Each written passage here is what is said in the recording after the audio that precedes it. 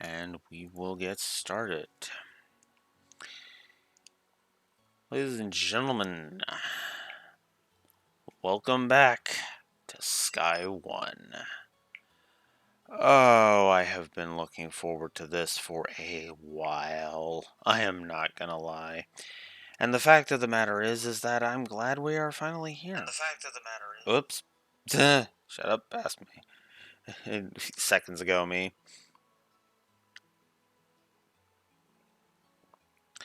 Alright, so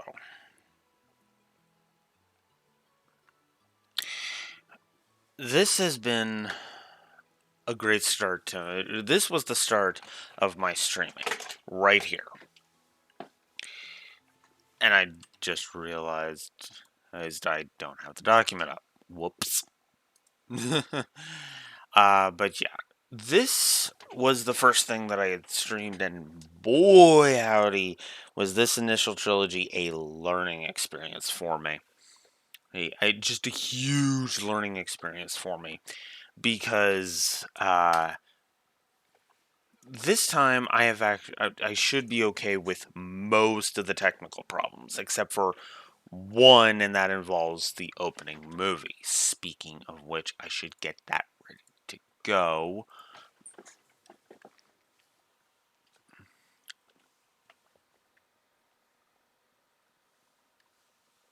Oh, because, yeah. Excuse me. Mm.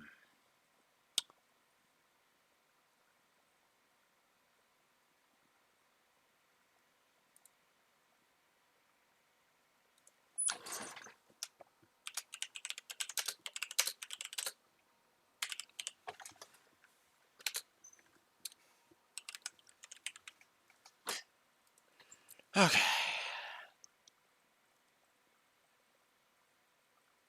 So we're just going to get this ready to go here. Here. I can see that it's the original version. Good. Good, good, good, good.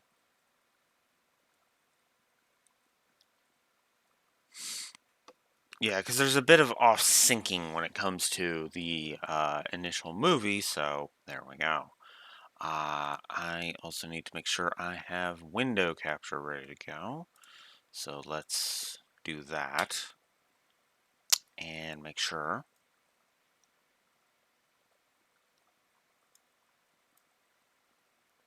Okay, there we go. Cool.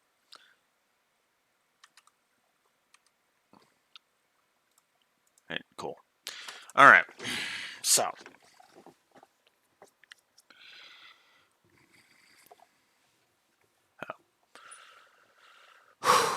with all of, well, I guess that doesn't really matter, does it? Okay, never mind. Never mind. I mean, I could have, but whatever. We'll just hit that and be done with it. But anyways, where was I? Right. So Sky One. Sky One was not my. I have stated in the notification message that this is my favorite series. Sky One was not the game that got me into the Trails series, and I'm sorry, I'm doing a thing in the background here, and yeah, I'm just trying to get that progressed so I can actually plug in my controller. So yeah. Oh, all right. Then I will. Whoa! What? Uh. Uh.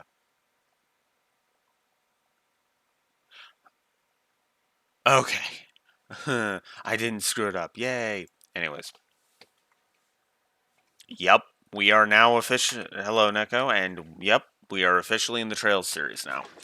Because, of course, we are. Uh. So, yeah. This is my favorite series of all time now. Honestly, that's only become true in the past year, well, 2 years. In the past 2 years, this series has become my favorite. I love the world. I love the music and the characters. I mean, I'm a big character guy, so of course. But yeah, no, it's been fascinating to kind of see this because what I did was I beat which is funny because as I was saying, I didn't start with with Sky One. I mean, I did, but I didn't get hooked in the series until this one. Now, the Steel case is, you might not know what this is, but this is Cold Steel 1. I love Cold Steel 1. So, so I'm really more of a recent Trails fan. I can't claim to be, OG or anything. Because my process was, I basically put Sky 1 down back on the PS1 and just kind of never really came back to it. Then I played Cold Steel 2 from a recommendation of a friend of mine, in who we will call Exile Dragon, again for simplicity's sake. And Exile Dragon was talking up the Cold Steels. Is Cold Steel 1 even in Cold Steel 1's not in here? Ooh, that's kind of annoying. But, but anyways, Exile Dragon was talking up, all telling me about Cold Steel. And it sounded appealing to me. So, I was like, all right, I will go ahead and give it a shot. Ordered it from Amazon during the pandemic, ironically enough, and I basically became hooked. So my running theory with that is that it was basically just bad timing. Effectively, was the reason why I didn't get into it.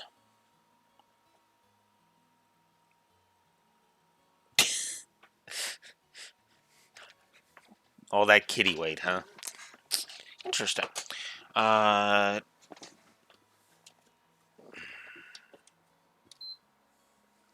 Sorry, I'm just making sure of something here. Oh, okay. It's already in my. It's already in my PS4. Okay. I was wondering where my disc for Cold Steel 1 was. It's in my PS4.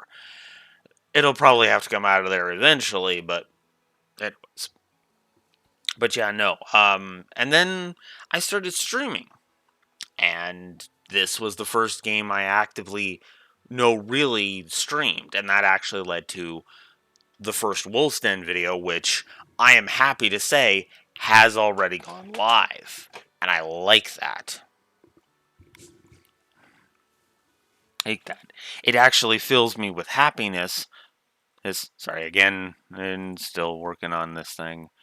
Um, it actually fills me with immense amounts of joy that I actually finally got that done. So, yeah. Uh, okay. Oh, right, because of that. Okay. Then we just need these 4, and we're done. Oof. Yeah, having a cat on your back is kind of not great. But anyways, what I love most about it, but it's funny because I actually gained an appreciation for this game after having played Cold Steel 1. And of course, streaming it also helped. It's when I started to get, some followers. I started to get, I started to have viewers kind of go in and out. And it just kind of inspired me to just kind of do this as a regular hobby thing. So I'm actually extremely grateful to Sky One for starting that. I went through Sky 1, I went through Sky 2, and I went through Sky 3, and then I went through Cold Steel's 1 and 2, which are the only VODs that survived. My original VODs did not survive here, and I'm kind of bummed out by that. the first VODs that have ever survived my streaming career across everything have been in the Cold Steels. That was the first time those really came up. And, to be honest with you, I'm happy with where I am now with this. I didn't review. Well, I did, but I didn't really review. Not in this format. Sky One. So what I'm going to do is I am going to review Sky One, but I'm going to warn you. I'm going to be honest because there are multiple. There's going to be aspects. There's going to be multiple aspects of the gameplay that get negatives. There's going to be there is literally a character that is going to be a triple negative, and you will not be able to convince me otherwise because he is a fucking shit stain in this game. If you've seen my Sky One Wolfsden episode on this, yeah, you already know who that is. Child abusing fuck. We aren't going to get to him for quite a while. We've actually got quite a bit of really cool to go through first. And one thing I will say is I'm going to try and approach this from a mentality of don't spoil past this as much as I physically can, which is going to mean that when I gush about specific characters, I'm going to be referring to future events. Cough, cough, Olivier, cough, cough.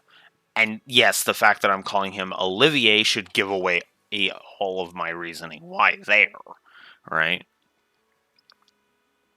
Because we're not going to learn his secret until the end of Sky 2. So, yeah. Which actually surprised one of my viewers, Noct, who I hope he manages to poke his head in eventually on this. Even just on the VODs. Because, yeah. He actually he didn't realize, / remember that, yeah, that it was Sky 2 that Olivier's little secret got exposed to. We'll see how good or bad that reveal we feel that reveal is going forward. And that brings us to another point. Yes, this is actually, I should get that set up too while I'm at it. This is going to be a 100% run. 100% New Game Plus run. So effectively what we're going to be doing is we are going to be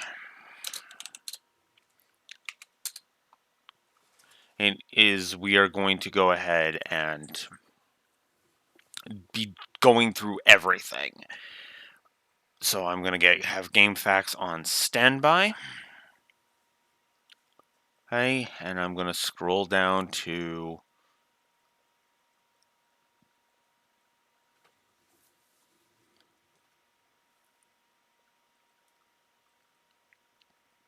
past all of the tutorial crap. There we go.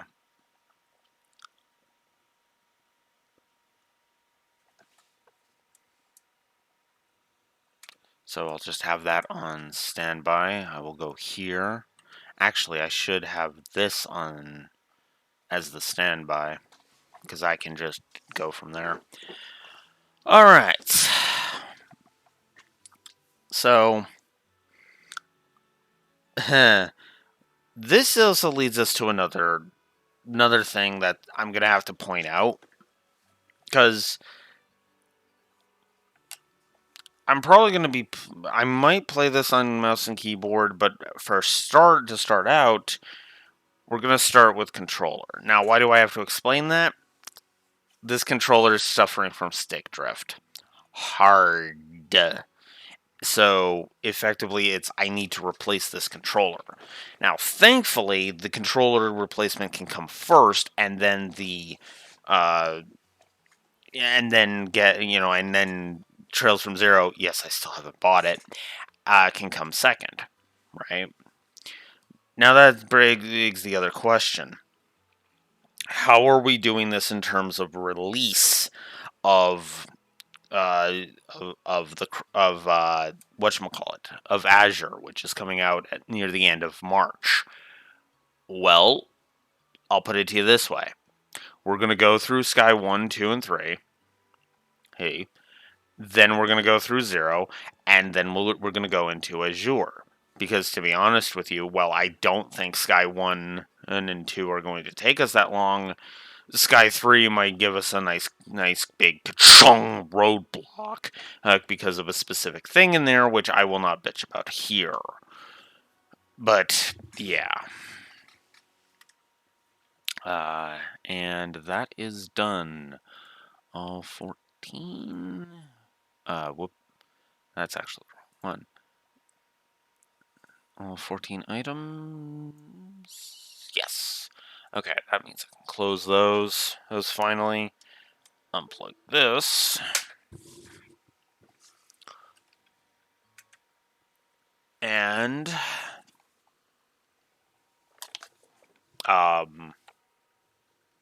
figure out where the hell I put the cord. It's behind me. There we go. All right. So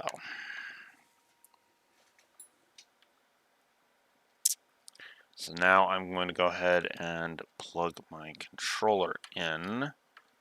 If it will go in.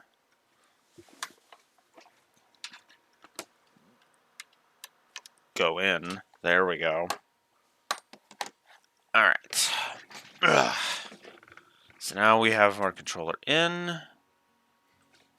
Make sure it's working properly. Oh, that's right. I need to enable it. Give me a second. Give me a second.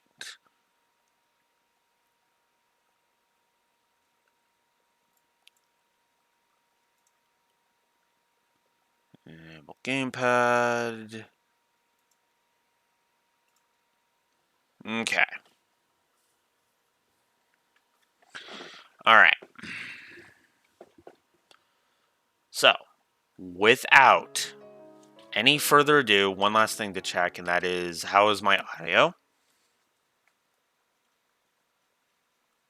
Because that sounds a bit loud. Case in point with the stick drift. Oh, wow. Are you serious right now?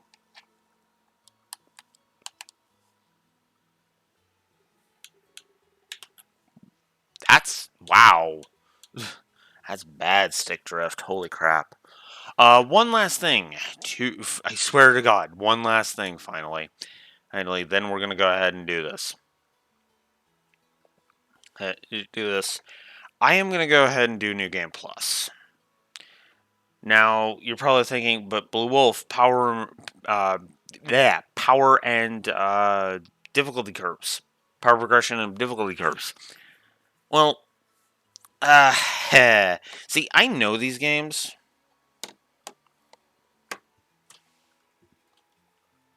Games very well.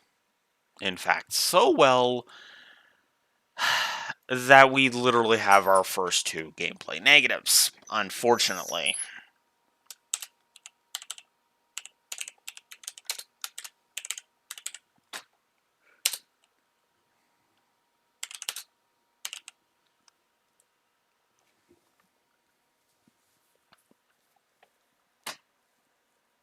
Yeah, no, for this one, yeah.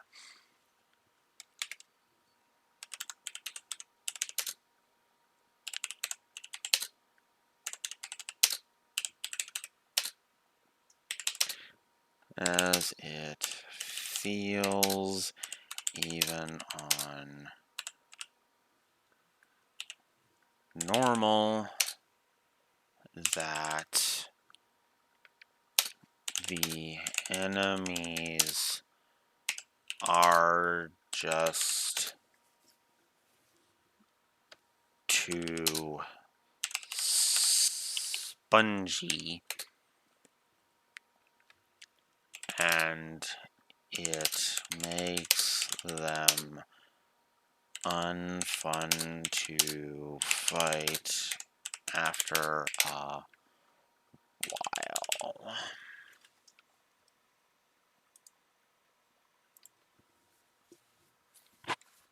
So, yeah. And let's just get the power progression curve negative out of the way.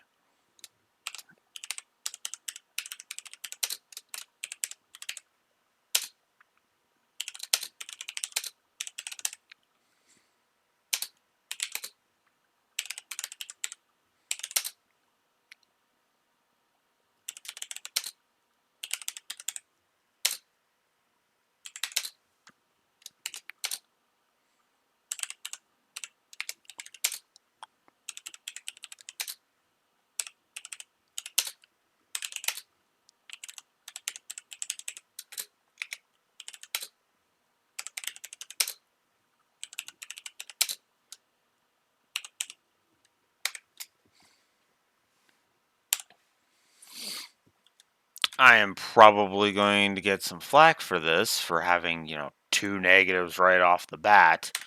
But these are 2 negatives that most of the Trails series is going to get. And that is, yeah, the game ramps up the difficulty too fast. And the progression of your power really doesn't work all that well. And now stick drift is, wow, Jesus, can you fuck off with that? Oh my god, I might not be able to actually do this. So you know what? Fuck it. I'm not dealing with that.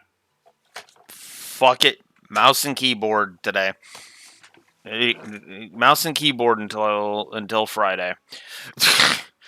In which case, I'll be heading down to Walmart and buying a new controller, because holy crap. Jesus. So, there's your 2 negatives. That's going to be the other thing too, because no, I'm not dealing with that every time I alt tab. We already have to deal with the fact that the game mutes itself once I alt tab, and I'm not going to be dealing with that plus the frickin' the plus stick drift. Fuck all of that. So I'm sorry, 2 negatives right off the bat. Don't worry, this game will get positives to gameplay. In fact, by the end of the prologue, I will be of the tutorial, I will be giving like probably 4 or 5 positives. So make of that what you will. So we are going to select our clear data. So you know what? Since we're doing New Game Plus right off the bat, let's just have the very first.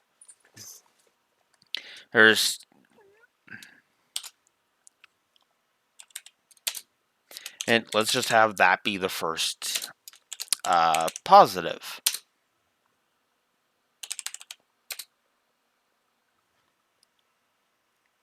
New Game Plus when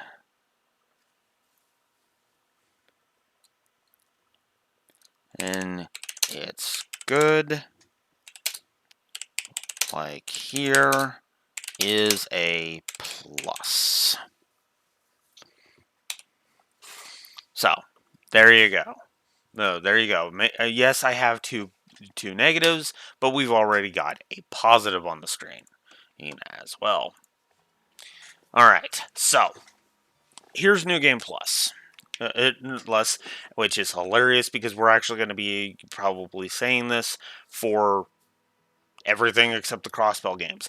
I have actually thought about going through the game without New Game Plus, but there's going to be a reason why I'm going to actually do that, because I'm going to go ahead and challenge myself on this one. So I'm going to carry over all of my Mira and Septif active. I'm going to carry over my items, my equipment, info, yes. Status, yes. And I'm going to go on Nightmare. Now, that's one thing I do actually like about this. It's the descriptions of the difficulty, which you can see at the bottom of the screen there. Normal is average difficulty for those wanting little challenge. Hard is a difficult setting for those that find normal a bit lacking. So all that's, fine.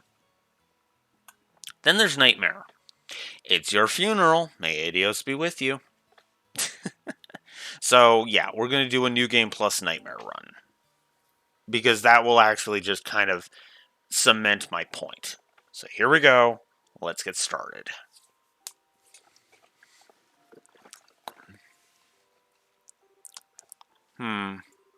Daddy's really late.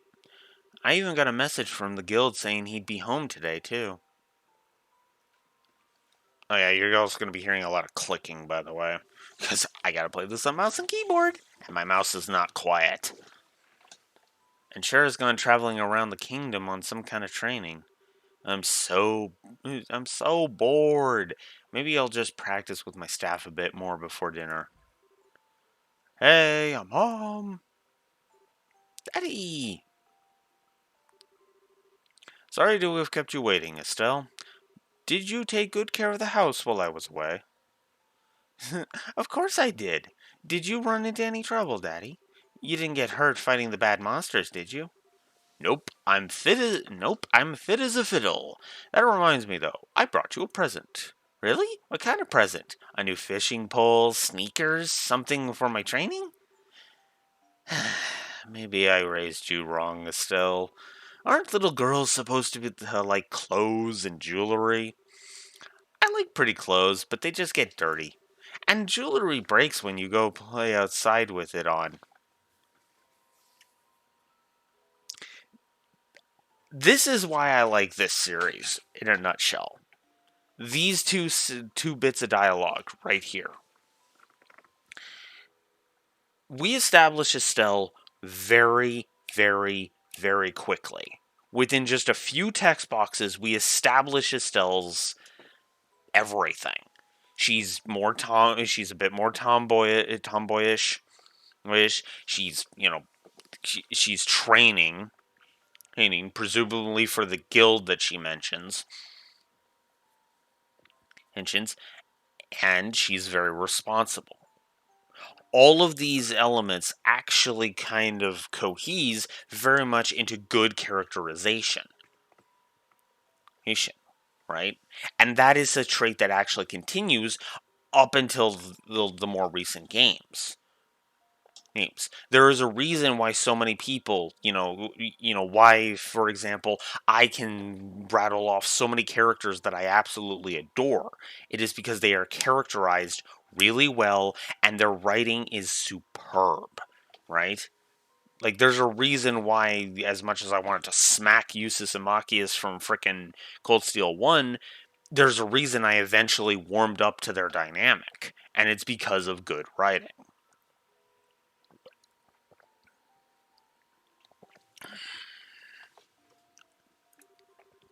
Anyway, Daddy, what's with the big blanket? Is that my present? Oh, you're a sharp one. Now, why don't you come and have a look?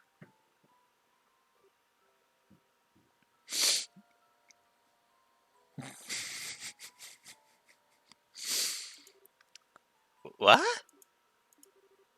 Well, here you are. Quite a handsome boy, don't you think? Why is my present a boy?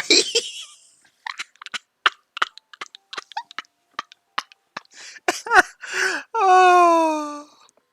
Okay, yeah. So much like with Cyber Sleuth, uh, let's give a humor plus.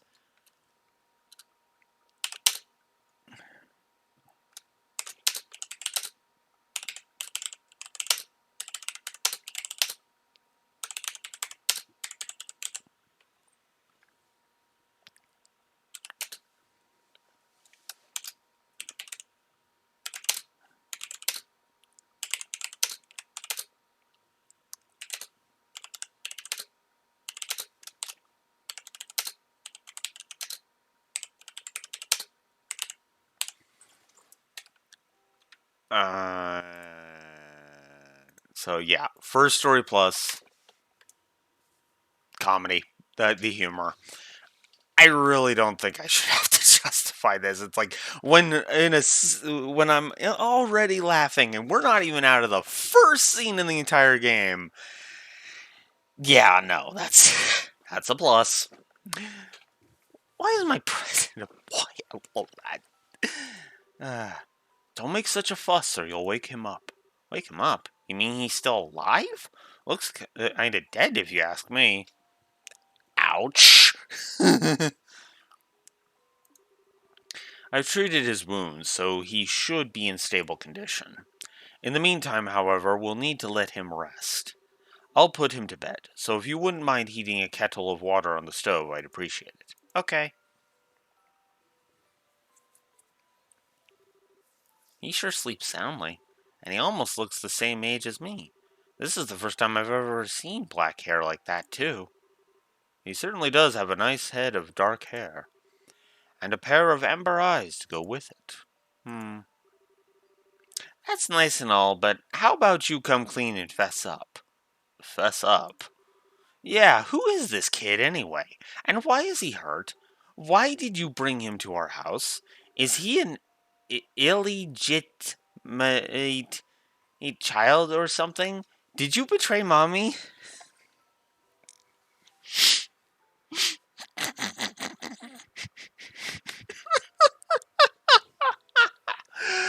Okay, okay, okay. All right. I unfortunately do need to explain myself, so forgive me because this is somewhat unrelated.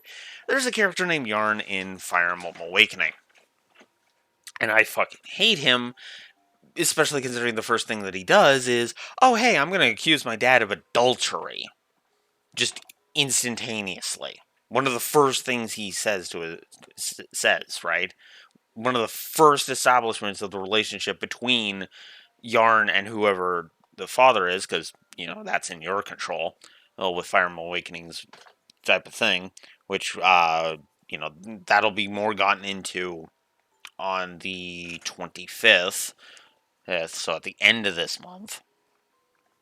But at the same time, the reason why I'm laughing, I kind of chuckle at this and get so angry that I want to rip Yarn's head off for his accusation against his father is actually very simple.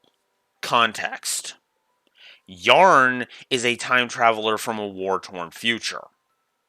Estelle is just a little girl who really who cares about her mother even now. Oh, so of course it would upset her if Daddy betrayed her. You know, it would kind of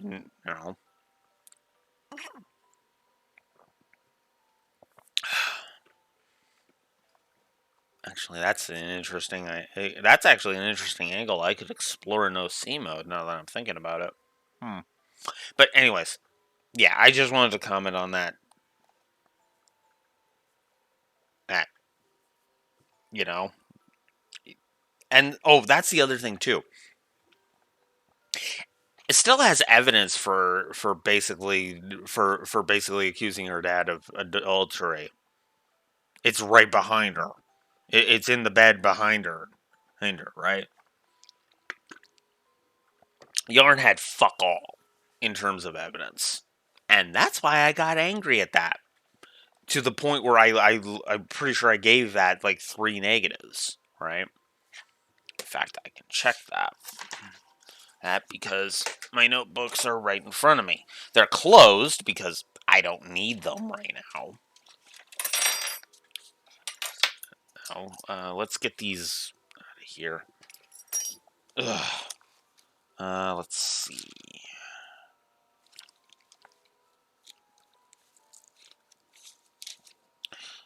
Yep, I gave Yarn 3 story negatives. Negatives for that for that reason. And spoilers, Estelle is going to be at least one positive story. Make of that what you will. In fact, she'll probably be 2. I'll probably give her 2. But again, I have to do this on a game-by-game basis, which is also why I haven't front-loaded and won't be front-loading any of the character positives I intend to give. You notice I haven't even front-loaded the triple negative for for that asshole yet. Because he's far away, so we're far away from dealing with him, so we're not going to do that.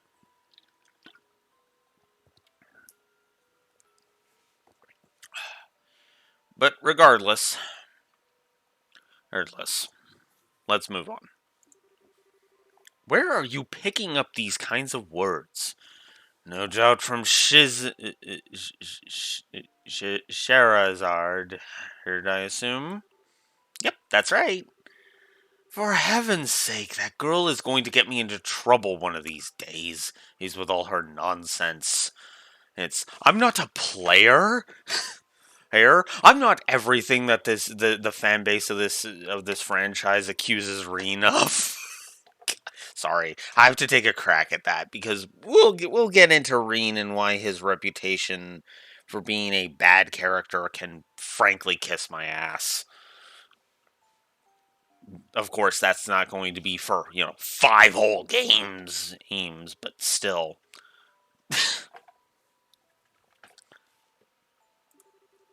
Actually, I just met this boy while I was out on business, and I don't even know his name. You mean bracer business? Something like that. Oh, look. Huh? He's waking up.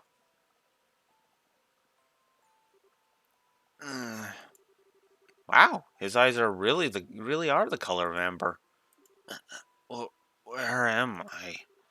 You're awake now, are you? Welcome to my humble home. You'll be safe here, so please just try to rest. What are you trying to pull? Huh? You must be out of your mind. Why? Why didn't you just leave me there to die? Why? Now that's a question I don't know how to answer. Does things just worked out that way work for you? Don't toy with me, Cassius Bright. Do you have any idea what you're getting yourself involved in? Hey! You're sure shouting a lot for someone who's supposed to be hurt. Running your mouth like that is just gonna make it take longer for your body to heal. Just who are you supposed to be? I'm Estelle Bright. She's my daughter. Don't you remember me telling you that I have a daughter your age? Now that you mention it. Wait a minute, don't try to change the Ow! Quit yelling! Alright already. But you jumping on me like that isn't going to make me heal any faster either. I don't hear you yelling again, do I? Look, jumping on me like that is just going to make things worse. Do I hear yelling? Never mind. Just forget it. As a word of advice, it would be wise not to argue with Estelle while you're in this house. Even I wouldn't stand a chance if I made her mad enough. Yeah, I can see that. By the way, aren't you forgetting something? Huh? Your name. You know, that thing that people call you? I told you mine already, so don't you think it would be unfair and impolite to not to tell me yours? Um, it seems like the logical thing to do if you ask me. Trying to hide it now would only serve to your detriment.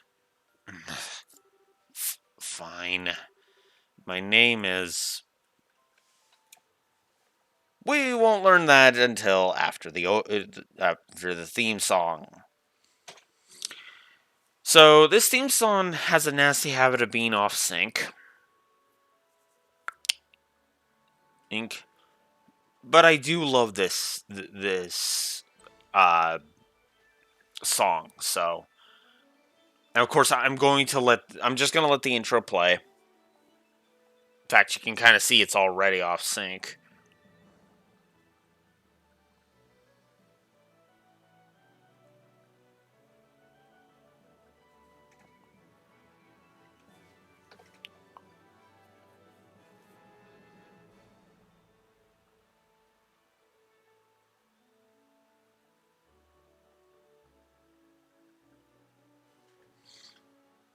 I do love this intro and how much it kind of shows.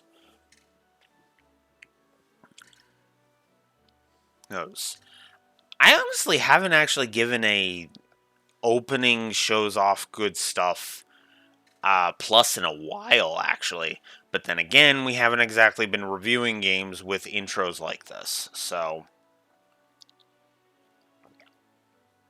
And I tend to not do the ones that you have to like seek out, which is why Three Houses didn't get a plus for that, for example. Oh, turning it up? Shoot. Yeah. Hang on. You're right, I should probably turn it up. Sorry, I got absorbed in the yapping.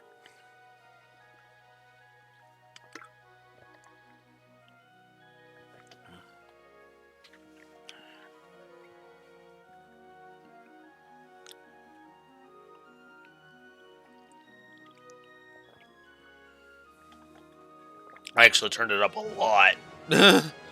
How's that? It,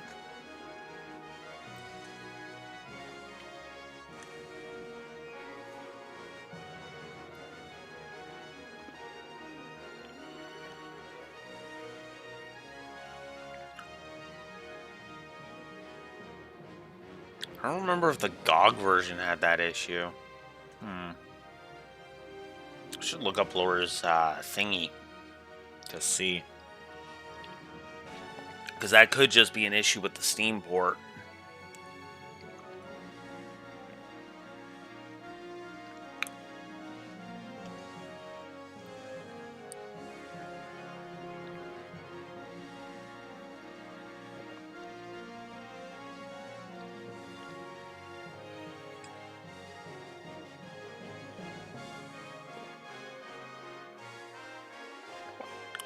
She's an awesome character.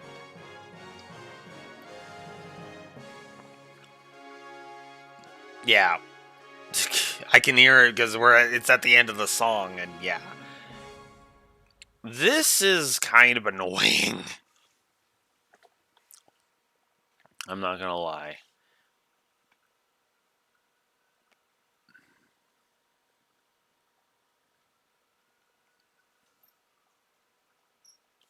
Yeah, notice how out of sync it was. Notice how bloody. And now we're just in complete silence. And you can even see from the animation how it was supposed to sync up.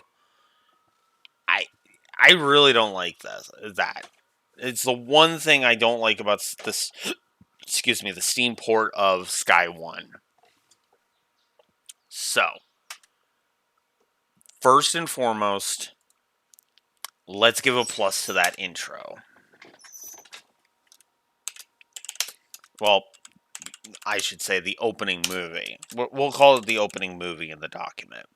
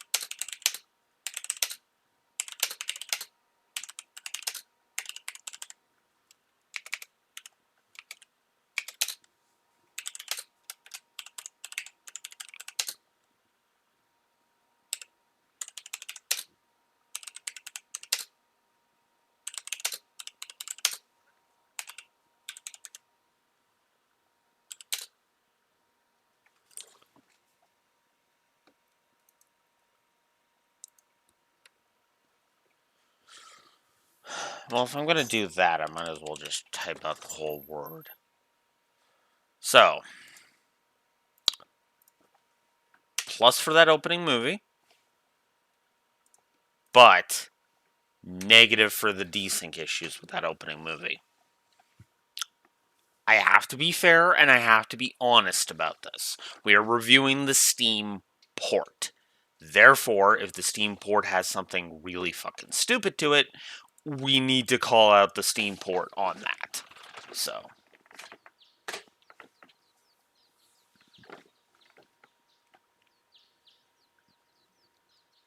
we cut to sometime later.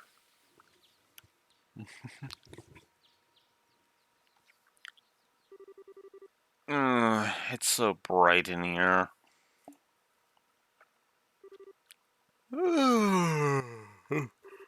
Oh, jeez. An actual yawn attack. I was gonna do the fake yawn, and then an actual yawn attack kind of slightly hit me. I was like, God damn it. I slept like a rock.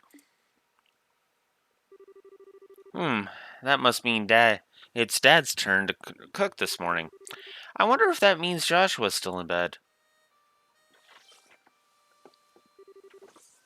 Guess that's a no. Well, I guess I better get myself ready, too.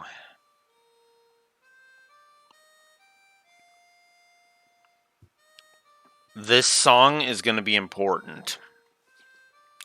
More so for Sky 2, admittedly, but it's still important. Although, actually, that is something I should probably bring up.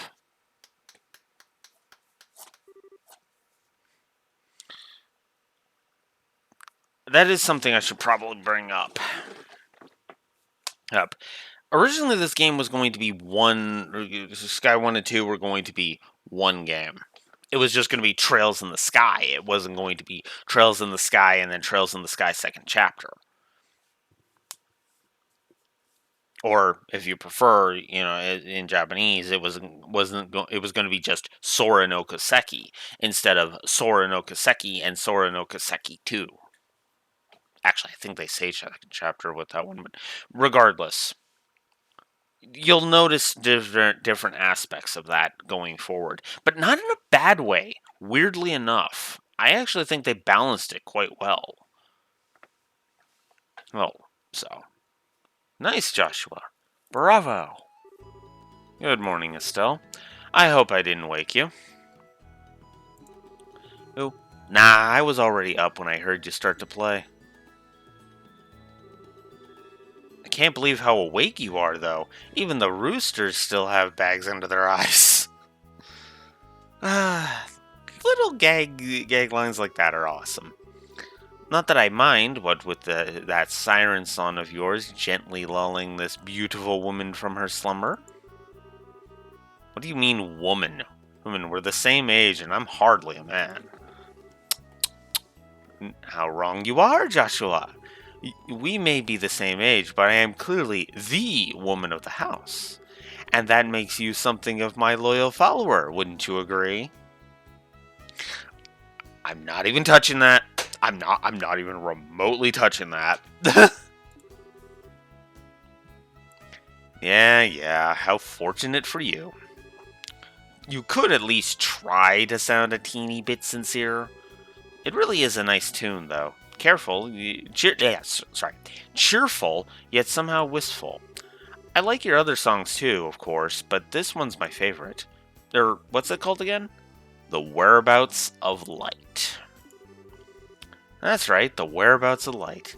I wish I could play the harmonica like you, Joshua. Sadly, it's a lot harder than it looks. Compared to what it takes to use a staff, I think the harmonica is much easier. It's really just a matter of concentration. You're probably right. I guess my problem is that if I don't do something that uses my whole body, I start to feel drowsy. Okay, playing the harmonica is fine and all, but how about getting some exercise too? All your hobbies are sitting around kind of stuff, like reading and music. No girl is going to be impressed with just that. Well, excuse me for being so unpopular with the ladies. Especially considering you're going to be thanking thanking the fact that that's true later. Just, we'll get into that. Because I basically have a whole goddamn speech I'll have to be making either at the end of this game or near the end of Sky 2. Ew about that. Although I feel like I should be the one lecturing you about your hobbies. I mean, what kind of boy wants a girl who loves fishing, collecting bugs, and has a fetish for sports shoes? I'm not even fucking joking, Joshua. Me. Just...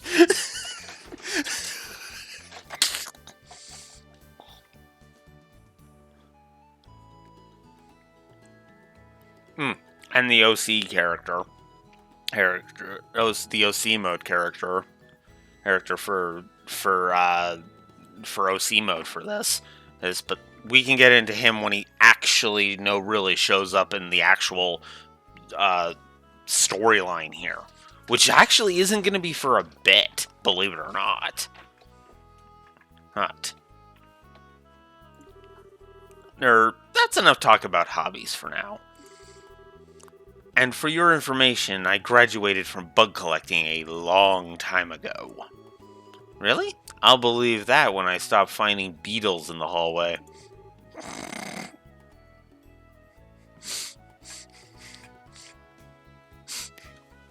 I mean, there is literally a character who uses an army of insects to attack, so... Don't knock it. Knock it, Joshua. Hey, Estelle, Joshua.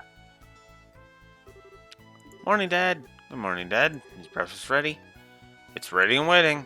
Why don't the both of you hurry on down before it gets cold? Okay, I'm on my way. Thanks for the grub, Dad. Boy, I'm stuffed. Are you eating or inhaling, Estelle?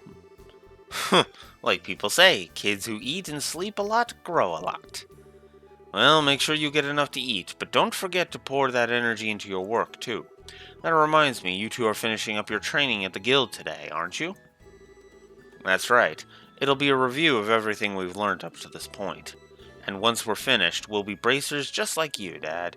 That means I'm not going to let you treat me like a kid anymore, either. You still lack understanding, Estelle. You can only become a junior bracer in the beginning, or in other words, a trainee.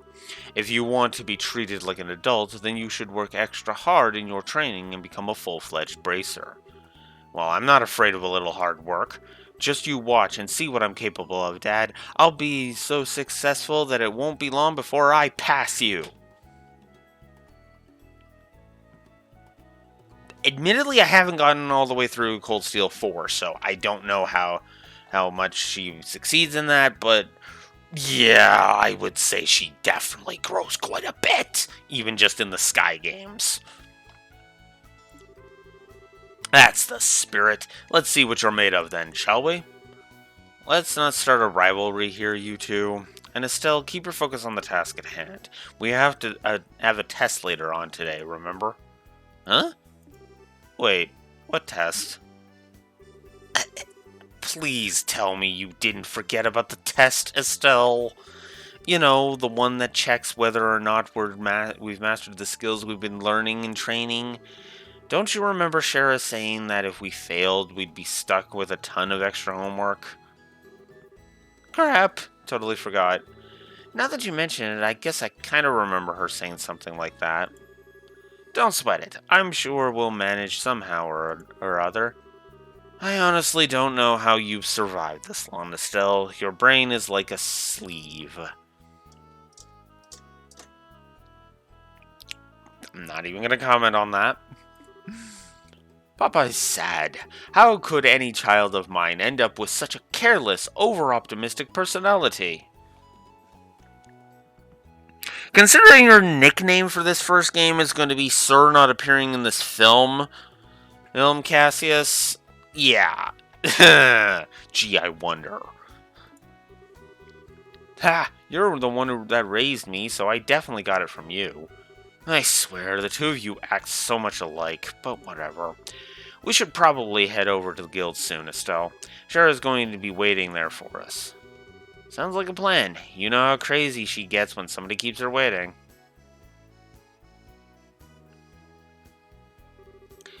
Oh, before I forget, it's my turn to cook dinner tonight. Is there anything in particular you'd like to eat, Dad? Any requests? Something I'd like to eat, huh?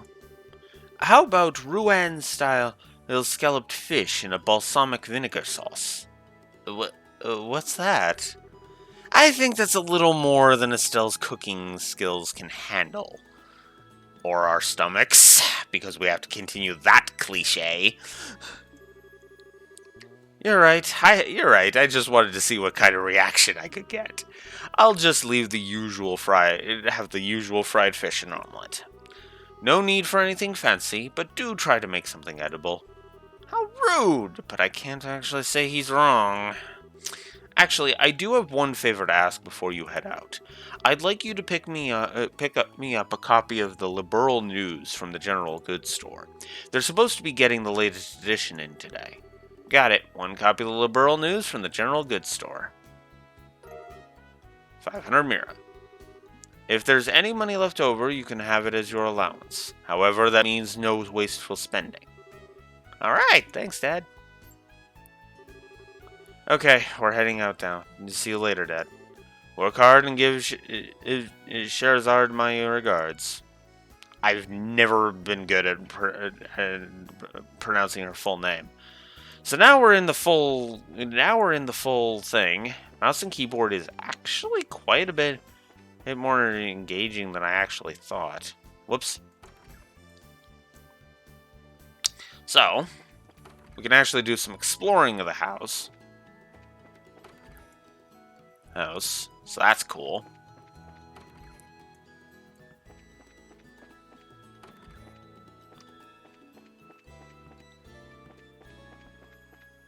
Oh. I saw something. Oh, it's just the bed. Okay, never mind. Never mind, we're not even touching that.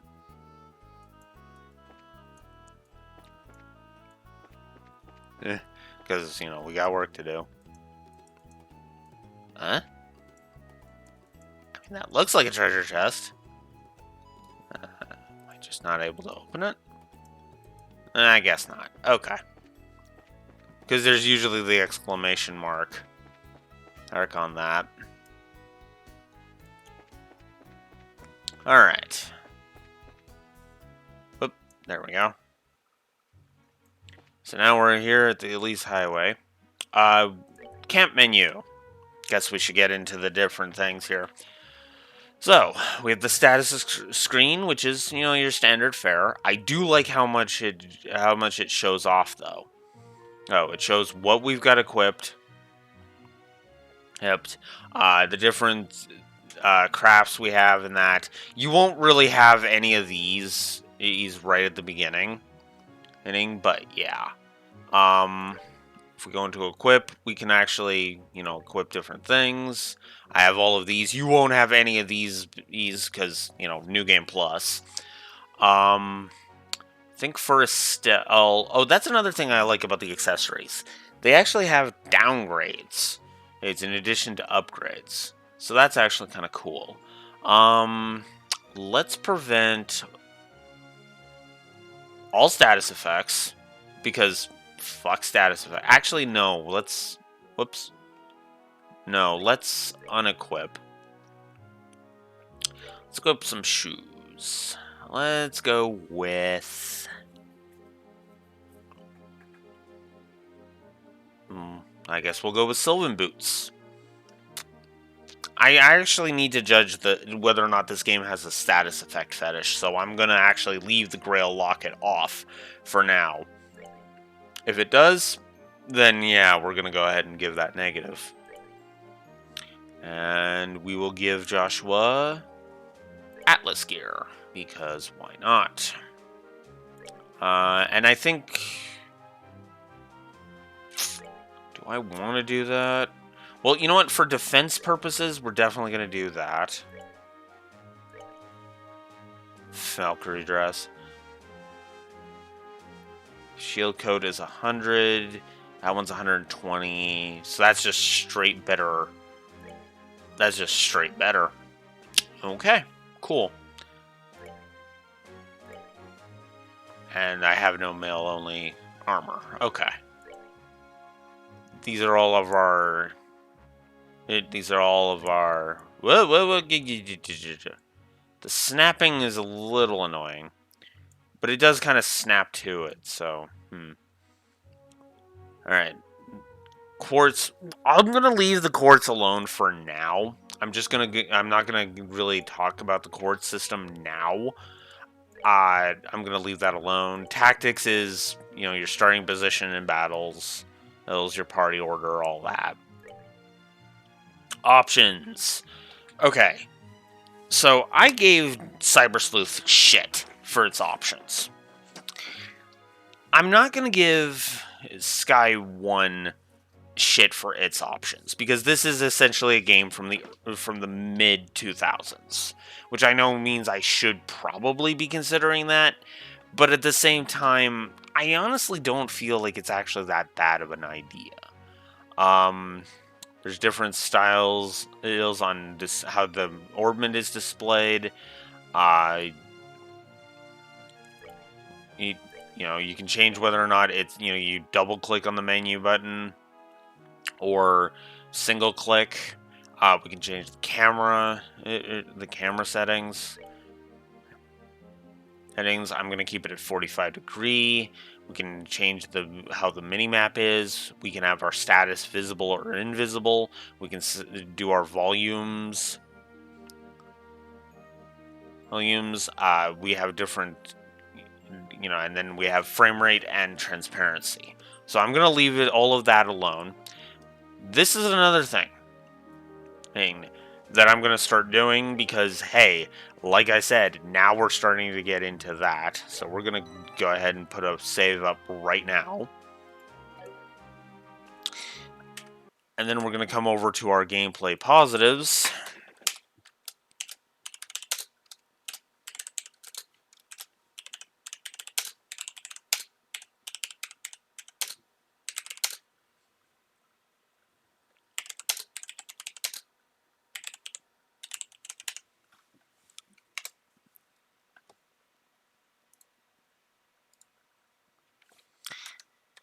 And we're going to go ahead and add another gameplay positive.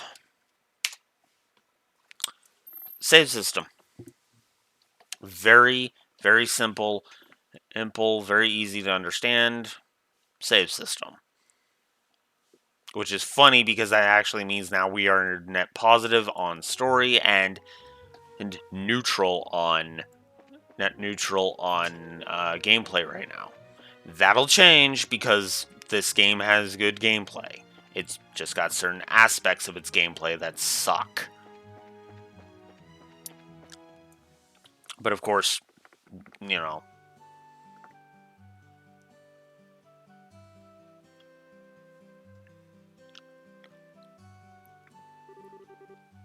looks like we made good time. Not too early or too late either. We just barely graduated from Sunday school. I never dreamed we'd have to study so hard to become bracers. Well, you're in luck. Today's our last day of training. Truth be told, though, you're the one who signed up to be a bracer in the first place, so I don't know why you'd expect to get away with any less effort. Oh yeah, I guess I did. Alright then, let's get to it and make it through the last hazing from Shara. You look ready to me. Let's go meet Shara at the Bracer Guild over there then. Well, I mean, I'd rather get this out of the way first. How do I...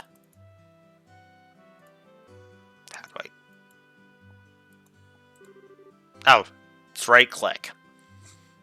Okay, good to know. Good morning, Mr. Renan. And hello there, Estelle and Joshua. You're up rather early. Did you come to buy a new pair of shoes? Now that you mention it, are there any new ones in stock? Like the newest Strikers that I'm wearing. Sorry, I have to poke fun. I'm going to be poking fun at specific aspects of this just because it's like, I'm on New Game Plus. Unbelievable. You've actually forgotten why we came in here to begin with? We're not here to shop. We're supposed to be buying a copy of the Liberal News for Dad, right? Of course. You've always been a big collector of those shoes, haven't you, Estelle? I'm afraid that the new strikers aren't out yet. If you're after the latest issue of the Liberal News, though, I should have them in around noon. Noon, huh? That's right in the middle of our training at the guild house. We'll stop by again after our training is over. Sure, I'll be waiting for you. So, they thought of the they actually thought of that. So, let's actually talk about this map, the mini map. Okay, that's I can't enhance this map. So, can I? Okay, let's go into options. Whoops. Let's change that to free rotation. How do I camera? How do I rotate you?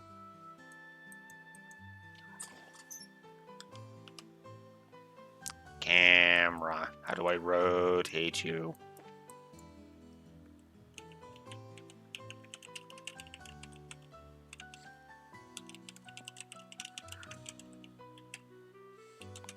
There we go. It's Z and X. Okay. So Z and X are my camera controls. Yeah, I'll be getting a new controller. So let's talk about the mini map and why it's a gameplay plus. I told you. I told you we were going to stay net neutral on the gameplay for very long.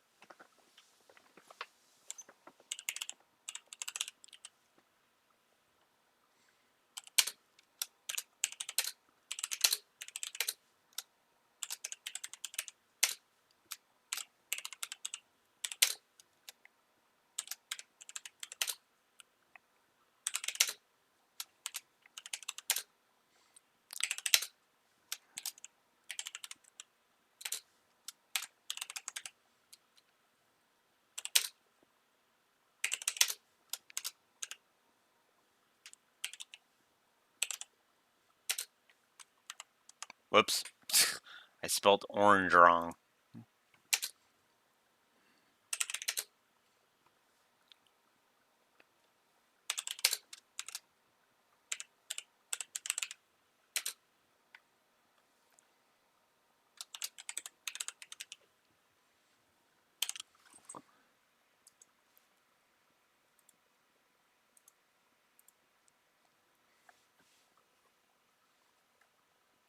So, whoops. Keep forgetting, gotta come over here. Plus to gameplay, I like this mini map. I'm not going to shy away from from giving it a plus. Anytime a mini map is, good, I want to give praise to that.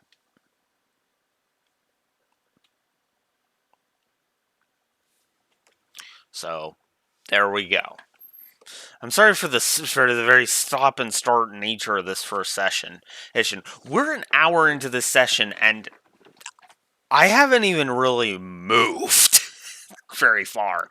I have literally, but that's the very nature of a game that is this good with the details. In fact, you know what? Let's just get this out of the way too. Two. Good use of doodads. Good sprite work.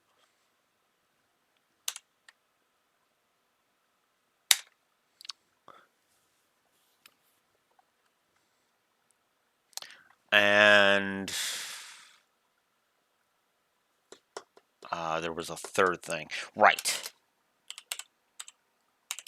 Lindblom effect is here and in spades.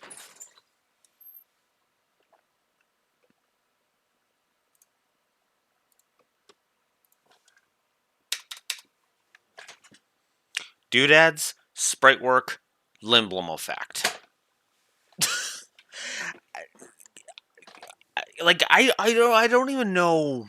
I don't even know what I can add to this really, because to be honest with you, I have already, because I always remember the first one as just kind of as Sky One as just being kind of there, and sure, there's probably going to be some truth to that, but I mean, even here in the first town of the first game.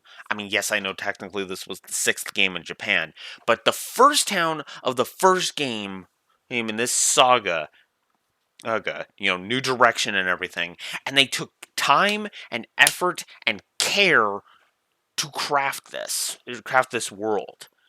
One of the things that I've always enjoyed has been, the world building of this series. And oh yeah, we'll be getting into the world building. Maybe not in this first one, but by the time we get to like Cold Steel 1, I'm pretty sure we will have been giving world building pluses out the ass. Yes, right. I'm sure we will have given it to at least 4 games before we even get to Cold Steel 1. And yes, for the record, Cold Steel 1 is absolutely getting a world building positive, right?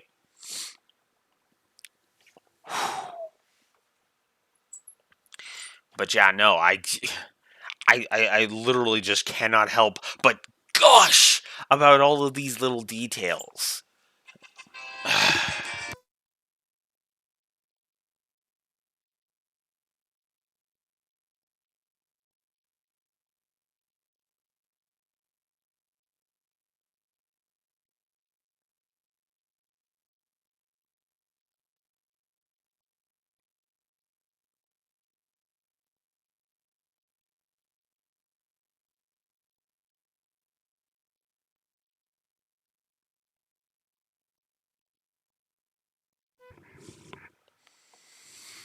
Sorry about that. Het, het, my visa is ready to pick up. That's actually good. That's even better. That probably means I'm going to be cutting off a little early so I can go get that before work. I don't have to chop off like ridiculously early, but actually, I might not even have to chop off early at all. That would just mean I would have to leave a little bit early. It would be literally chop off and then rush to work. Anyways, where was I? Right. Let's talk about this. So, obviously, well, with some weird exceptions here, you notice there's kids running around, and there's all the flowers all over the place. It's even here at this, at the bar, signage for the bar. Or you've got the Orbital Factory having storage on their roof, the signs of the different buildings.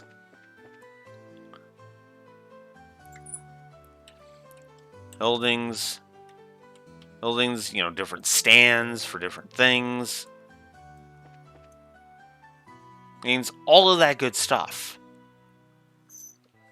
Huff. There are so many little details that are just awesome. That are just awesome. Listen about this. Right? And again, it's like I literally have not even gone that far. The clock tower, which is there right from the beginning. Ending, you don't even have to really look at all of these details, but there's so many good details. The foliage, the street lights, which actually do seem to be, put in strategic places. He says, I know it's weird for me to gush about all this, but especially considering I'm not usually the tiny details guy.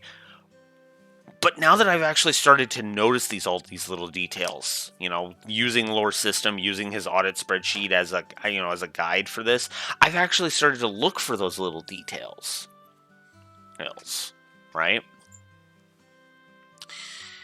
But I digress. Let's actually get on with it, finally. There you two are. Good morning, Estelle. Good morning, Joshua. Morning, Ina. Good morning. Is Shara here already? Yes, she's waiting for you upstairs. Once you finish today's training, you'll finally be recognized as members of the Bracer Guild. Good luck to both of you. Thanks. We'll do our best.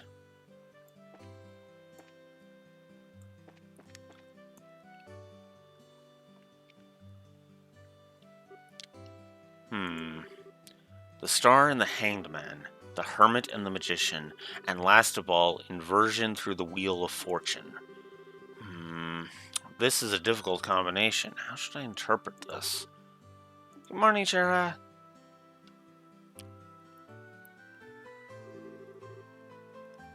Well, if it isn't Estelle and Joshua, with sirens blaring because Blue Wolf needed to open his window, because it's actually not ridiculously cold to the point where I needed to keep my window closed.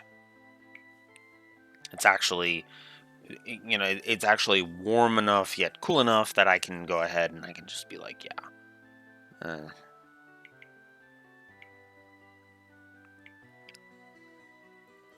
It's actually warmer than it was when I opened the bloody thing. Funny enough. This is a rare occasion for both of you to show up so early. Since it's my last day of training, I figured, why not? I'm ready to get this show on the road and become a bracer myself.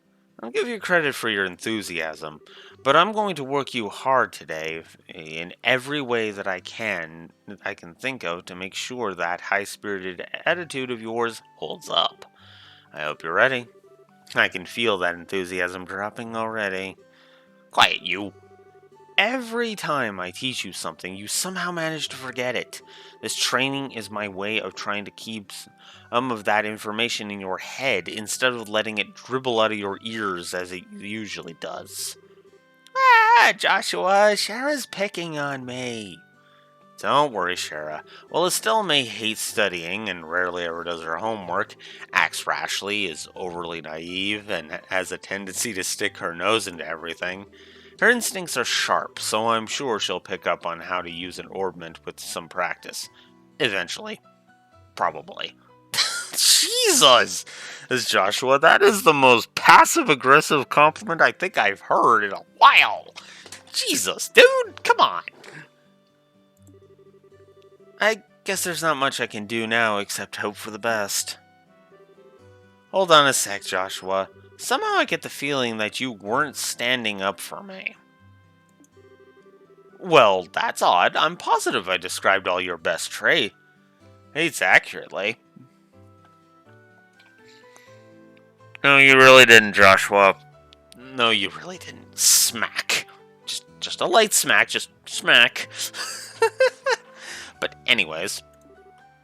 Whatever. By the way, Shara, what were you trying to predict with your tarot cards? Your face was really intent. Oh, this? I was just trying to get a vague reading of what might happen in the near future. Unfortunately, I don't seem to have been in the right mindset to interpret the cards correctly. You couldn't read the cards? No, that's surprising to hear. Actually, the more profound the meaning of the cards, the more difficult they become to interpret. But that's not important now. I think it's time to start your final training. I'll give you a brief rundown of the information we've covered in your previous training. This is the minimal level of knowledge that bracers should have in order to function effectively. And Estelle, make sure you pay especially close attention to what I'm going to say. Yeah. So now we have tutorials, or to be more accurate, codex entries. Needed to make sure I was still being heard. So I like that they established the setting very quickly. So, let's start with orbments. Orbments are mechanical devices which operate by using what is known as orbital energy. A variety of effects can be produced depending on the structure and the type of quartz, or processed septium installed, although it's only been about 50 years since their invention. That's an interesting thing that they just established right out of the gate. It fascinates me how many details were front loaded. These devices play an integral role in all facets of life, from lights, heaters and other everyday products to weapons, magic, and even airships. In connection, this technology reform is commonly known as the Orbital Revolution. And you only need to go through one of them. Bracers are investigative and combat specialists who work to protect civilians and maintain the stability of their respective regions. They aid the community in various ways, such as exterminating monsters, preventing crime, finding lost items, and escorting people and goods. The Bracer Guild, which has established branches across the continent, manages the affairs of the bracers in each region.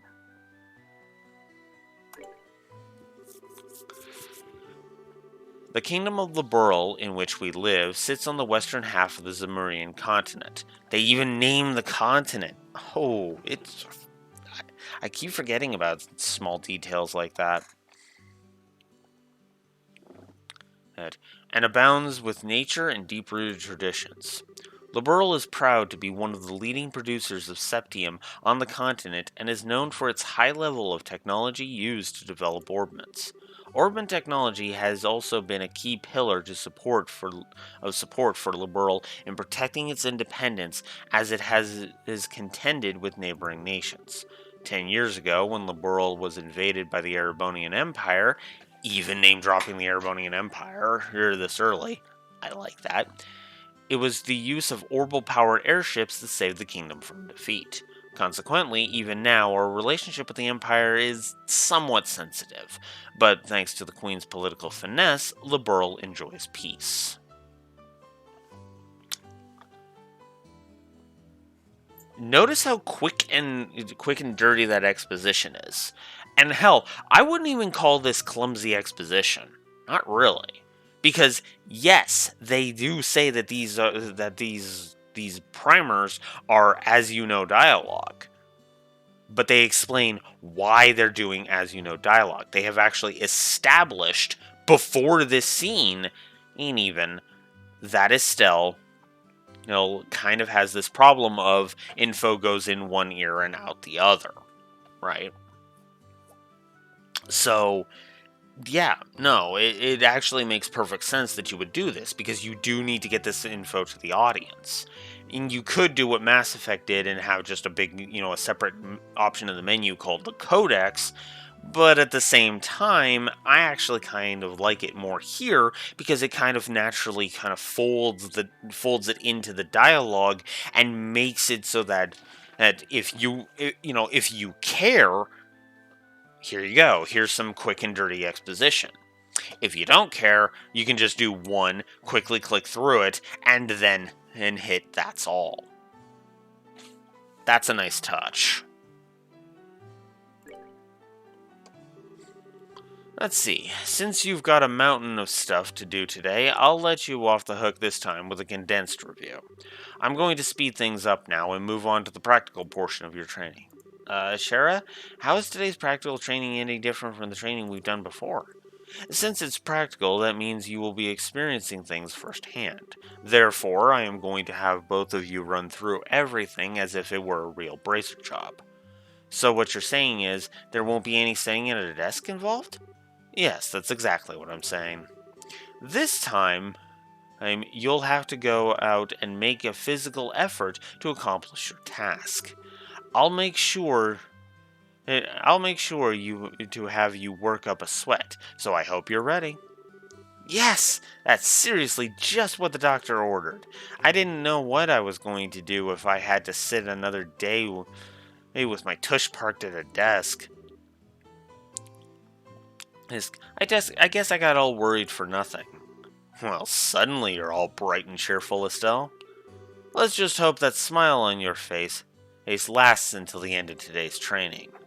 Okay, let's get cracking on your first objective, shall we? Yes, let's have at it. Your first objective will be to confirm the details of the job you will be performing, but before that, there is something that we need to give both of you. Anya, are they ready? Yes, they are. Alright, you two, go get one of each for yourselves. These are very important, so make sure you don't lose them. Bracer notebooks. Bracer notebooks serve as the official way to record the status of your current jobs. Also, anything you may hear or anything that you may find and where, these kinds of trivial things can often become clues. No matter how insignificant something may seem, always write it down. Oh, understood. Crap, this sounds like it's going to be a pain. Oh? Please tell me that it was my eyes playing tricks on me, because I swear I only got one response. I'm sure there were two. Keeping an accurate account of events is an important duty for all bracers.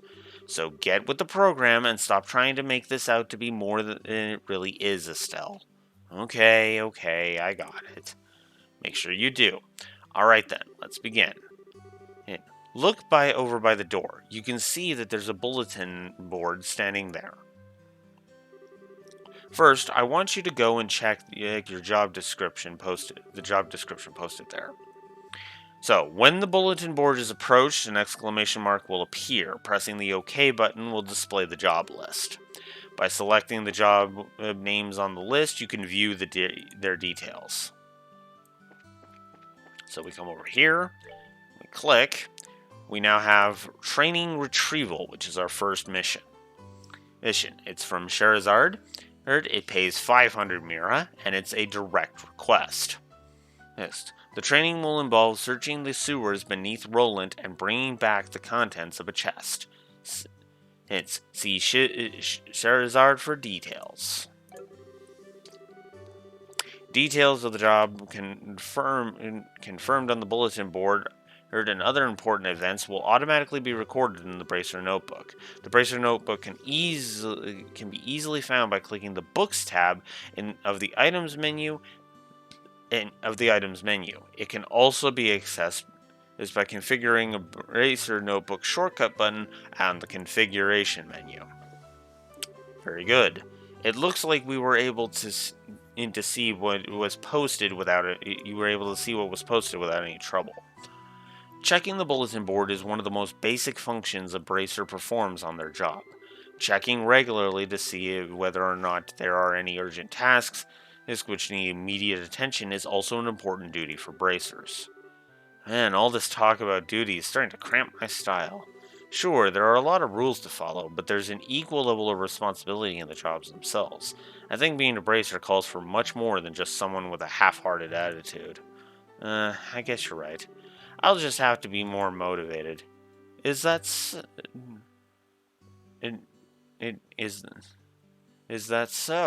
Had a change of heart, have you? You betcha. Well, before all that motivation sneaks off somewhere, let's get to work on your next task. What will we be doing this time? We'll be heading across the street to Miss Melder's Orbital Factory and learning about how to use its services. He has graciously taken time out of his work schedule to explain things, so make sure you be on your best behavior. Okay.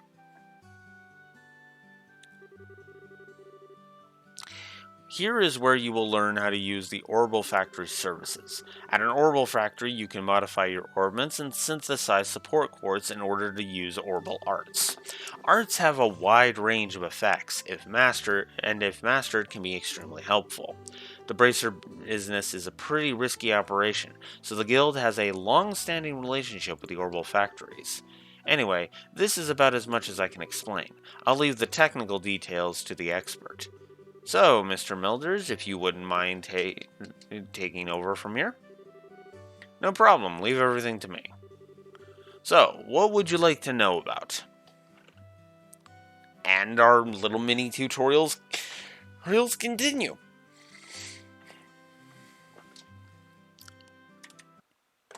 I think I'm actually going to go ahead and give a plus to the tutorials.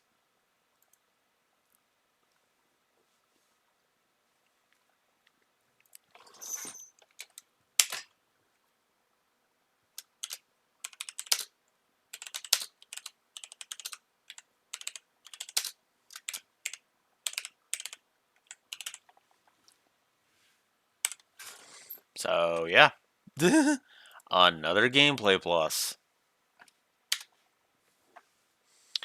Sure, we're not getting too many pluses, but at the same time, yeah. Alright. I'm going to AFK briefly. I will be right back.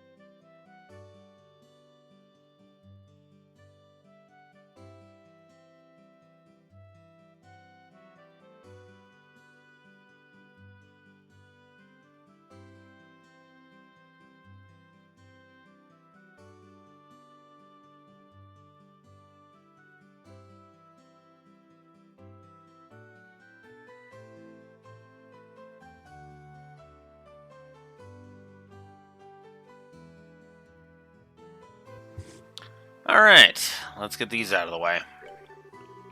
Orbments are mechanical devices which exhibit an array of effects through the installation of various types of quartz. By definition, that means that lights, airship engines, and so on are also types of orbments. However, the ones we will be discussing today are battle orbments, which enhance the user's physical abilities and make it possible to use magic. Since each orbment is adjusted to match the owner's personal aptitude, the structures for these devices also differ for each owner. Simply put, the shape of the fixed elemental slots and lines which connect them vary. At any rate, that's the layman's explanation. In order to install quartz, you must first have an open slot.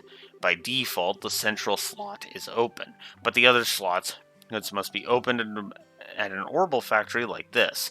It'll take a fair amount of septith too.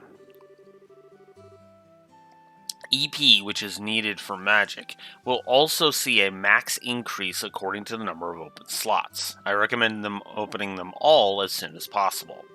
So, what is it you would like to know about? Simply put, orbital arts are magic which can be discharged exclusively through the use of battle ornaments. In other words, a number of peculiar effects can be produced by using the orbital energy stored within these mechanical devices. Since orbital arts can be a mouthful, well, they are almost universally referred to as arts. Probably ought to have been called that from the get-go.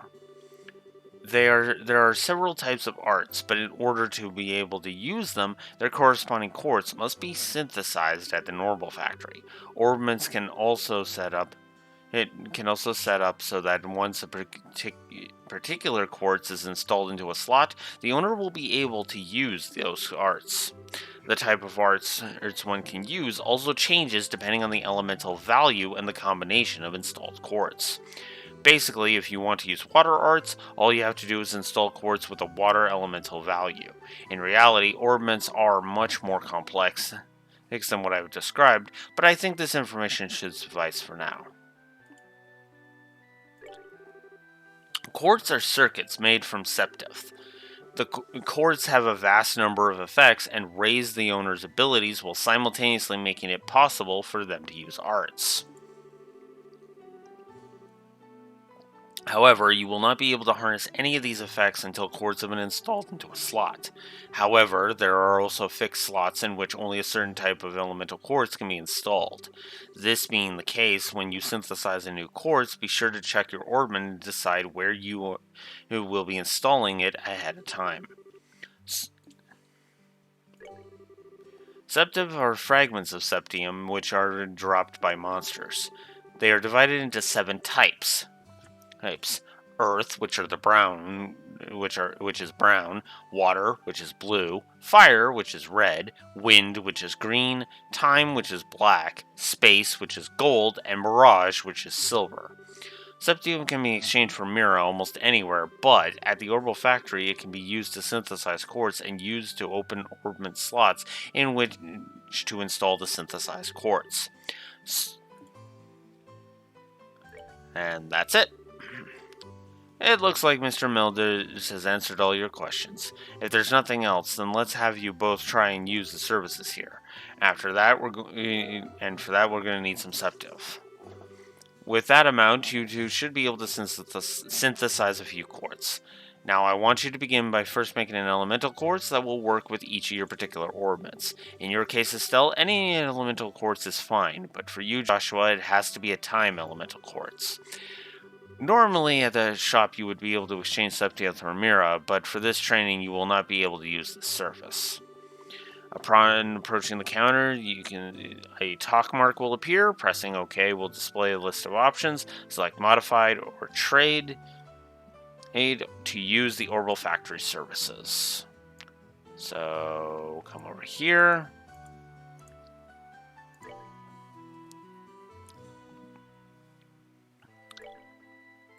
I think I've got all of them open already.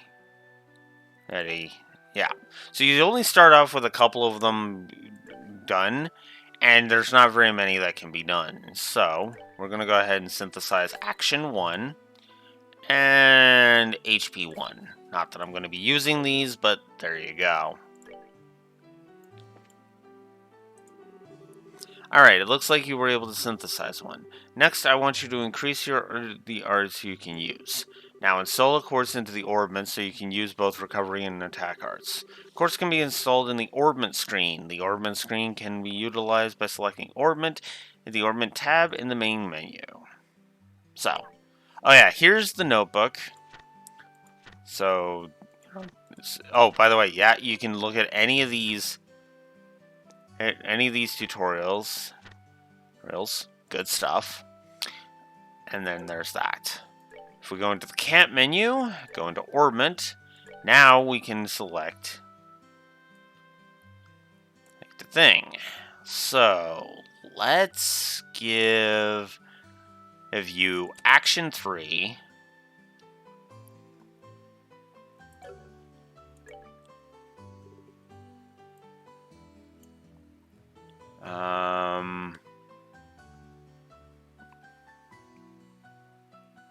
Yeah, let's give you Cast 2. And let's go ahead and give you HP 3. Defense 3.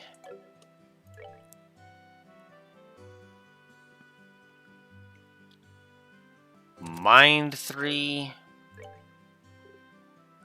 And Shield 3.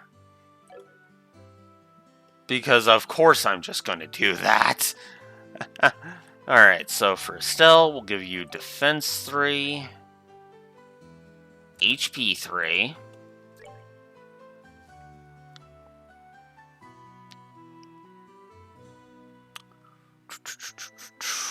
Attack 3. Mind 2. Shield 3. and impede 2. Okay.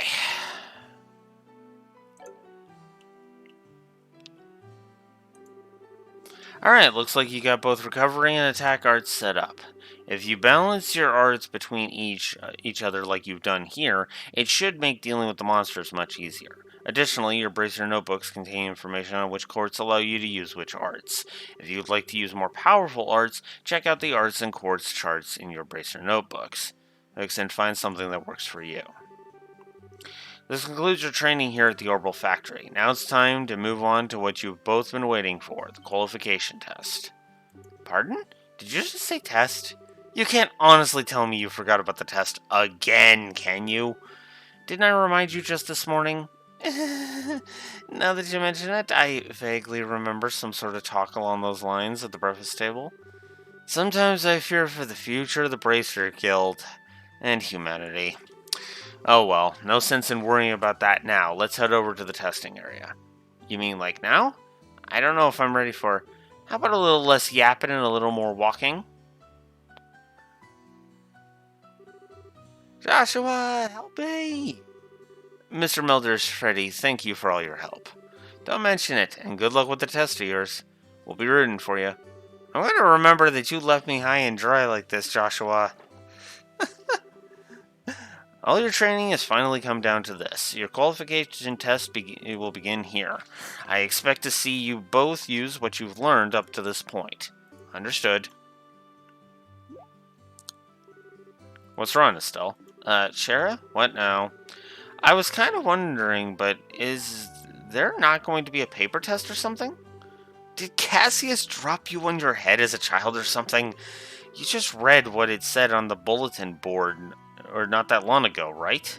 Yeah, and I even made you jot down what you read in your bracer notebooks, unless you forgot that too. I'm pretty sure the job listing mentioned searching for and retrieving an item from the sewers. Ringing any bells yet? What a relief. Oh, divine Adios, I give thanks to thee for thy infinite grace in bestowing upon us such wonderful gifts as sewers.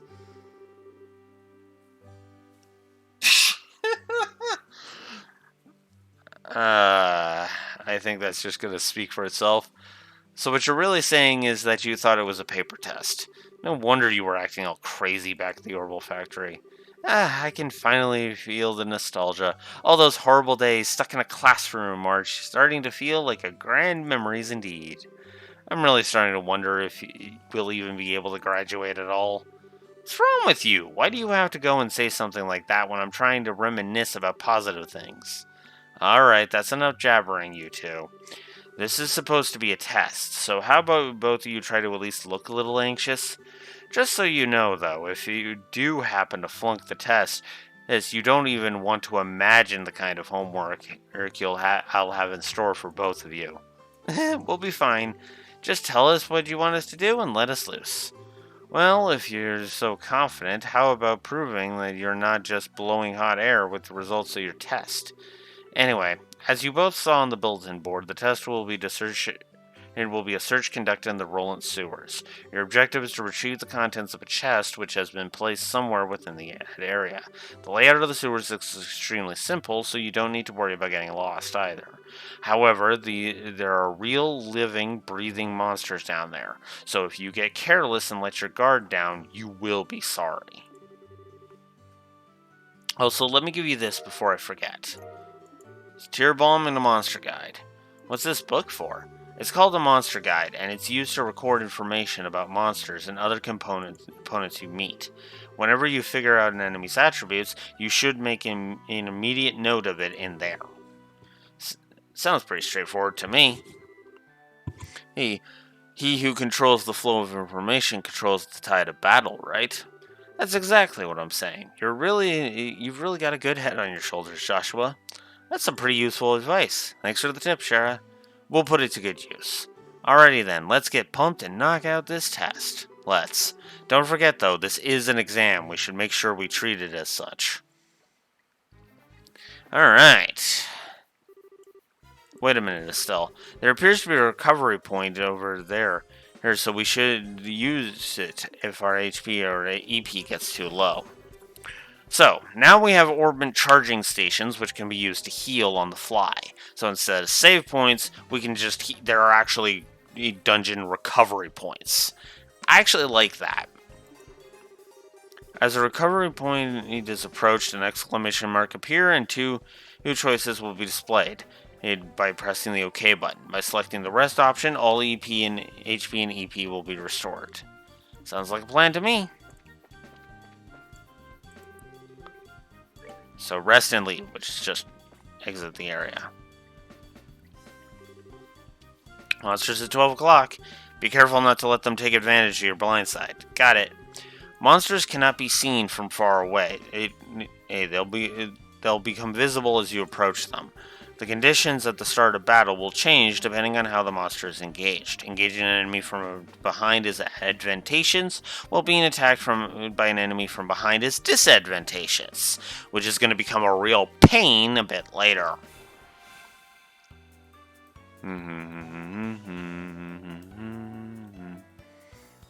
Oh, and they didn't pull up the hint. So this is the battle menu, so I guess it's on me to explain the battle menu. Standard ideas, you can move, you can can't cast arts yet, or you can use items. I'm just going to go ahead and attack this monster right over here. And knock it out in one shot, because this is New Game Plus.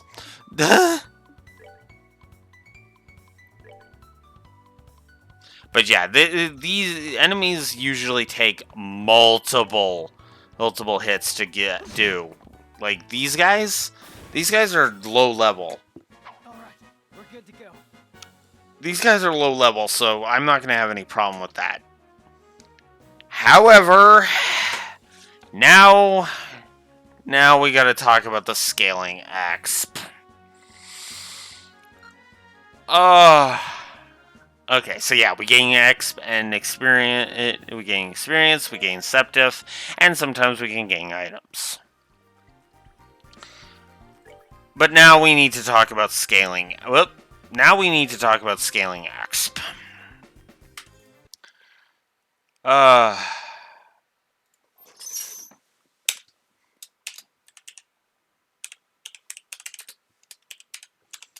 So I'm just going to type this out. Give me a second.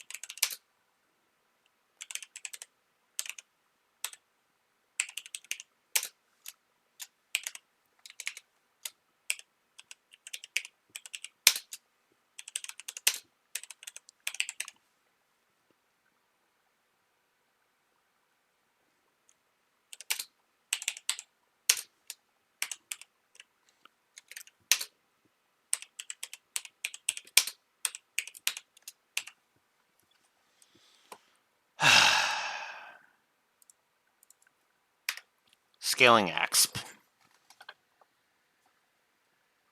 So, okay. Let me explain myself here. As I've written it in the document, scaling exp is something that I've honestly never liked. Even if it doesn't bug me, it usually bug me all that much, I just don't like it. See, the problem is actually as I describe in the document here, the problem is very simple. Simple.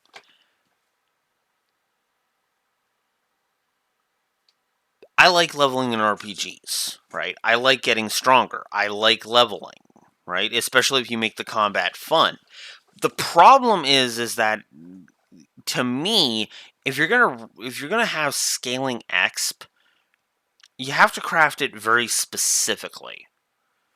This is kind of similar to what Soten did, right? Because in Castlevania Symphony of the Night, right, there was scaling exp. I didn't give Soten a negative for scaling exp. At least I don't think I did. But I'm pretty sure I didn't. Now, you might be like, okay, well, why didn't you? Why are you giving, Sky 1 shit for it, and you gave, when you gave Soten a free pass? Well, if you give me a moment to just double check my notes here.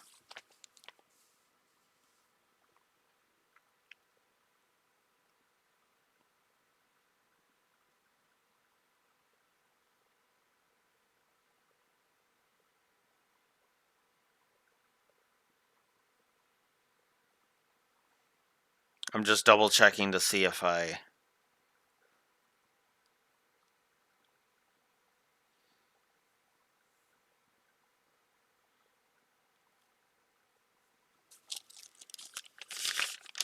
Yeah, it looks like I didn't give the scaling exp. I didn't. I didn't give scaling exp a negative. The reason being is actually very simple. Or at least I'm pretty sure I didn't. But anyways, point is the reason I'm pretty sure I didn't is because Soten kind of has scaling exp, but the point is that it still feels like there's a bit of a progression to it, right? There's no chapter, for example. There's no going to Zeiss and having to fight the same trash mobs over and over and over and over and over again, and gaining almost no exp, even though I've only been there for like an hour or two. And that's my problem.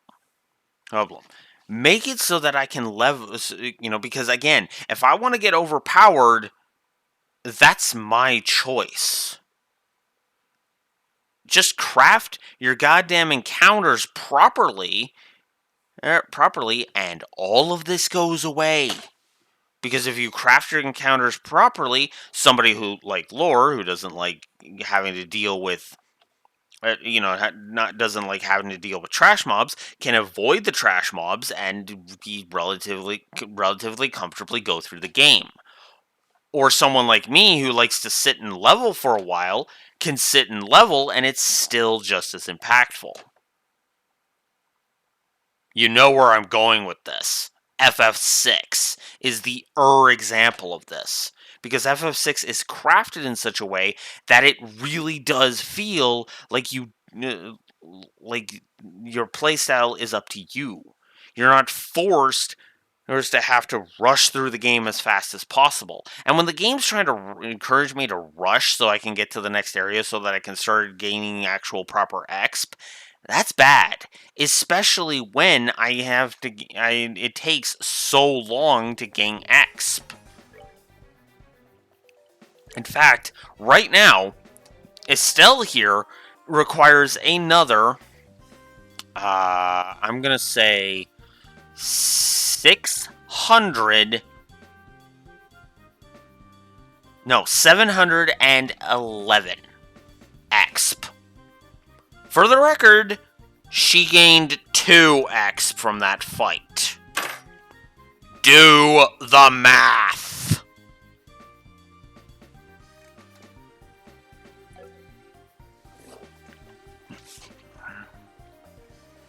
That's my problem with scaling exp. Here comes some more. Depending on the enemy, some physical attacks may be ineffective. Let's use arts, not physical attacks. Okay.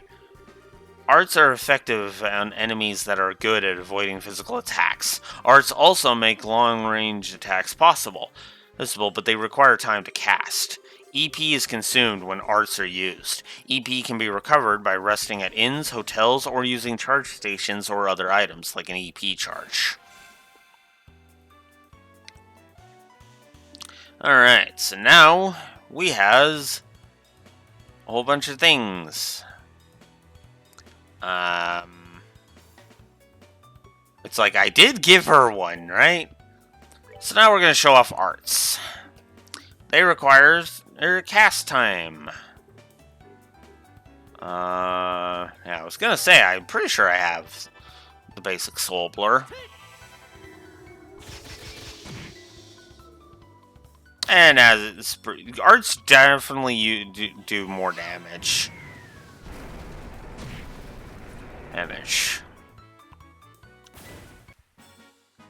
We're good to go.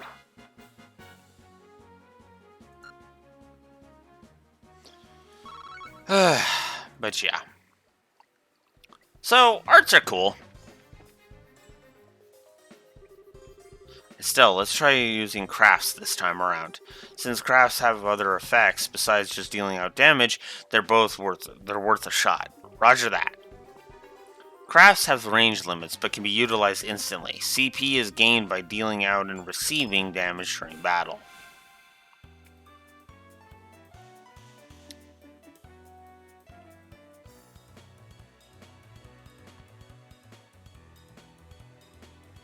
I might actually have to...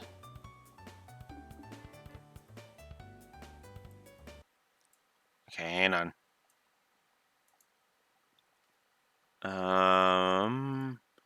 Give me 1 sec.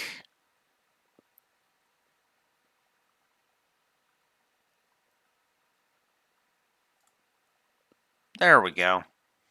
Sorry, just needed to change a setting on my desktop here so I can see the game better.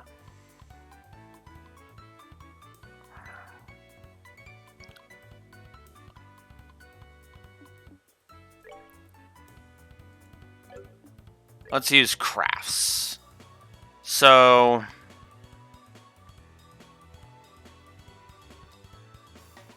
Sure, why not?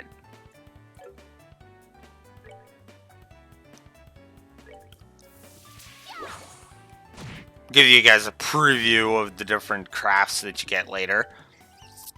I actually don't even really use many of these. Boof. Alright, we're good to go.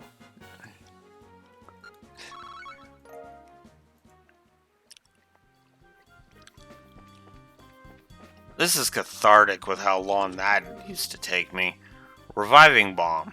That's good. Oh, what a surprise. Another creepy thing. I wish there was an easier way to take care of them. One blow using an S-craft or an S-break should do the trick for just about any enemy. The catch is our CP has to be at least 100 to pull off one of these moves.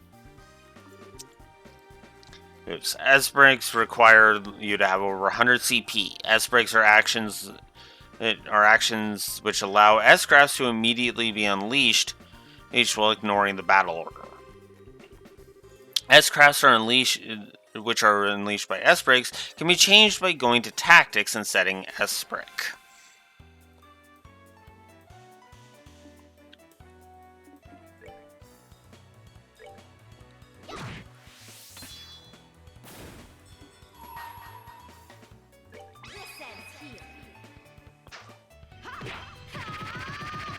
Oh, this is our later one. Whoops! Boof!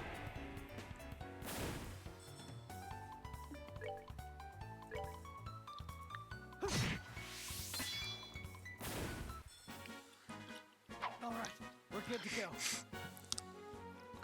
And yes, I do intend to show off all of the S breaks because, duh.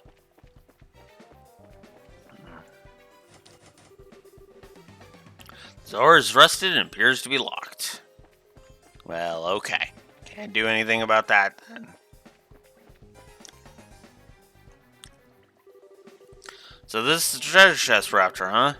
If we made it this far, the rest is going to be a piece of cake. Seems like we've got a little breathing room at least. Let's pay close attention to our battle order this time. There should be a number of ways we can get mileage out of our actions. During battle, there are several bonuses that can be allotted to turns. Turn bonuses have the same effect regardless of whether they are allotted to an ally or foe. Using S breaks to ignore the battle order makes it easier to jump in and strip an enemy of their turn bonus.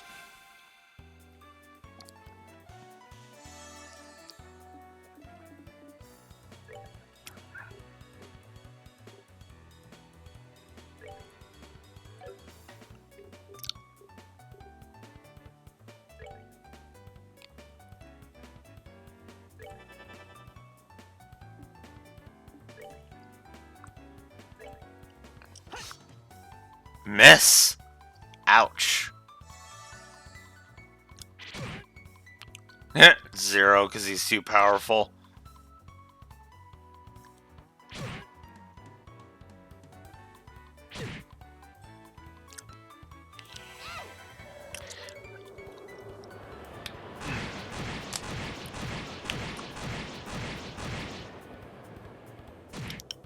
Boof.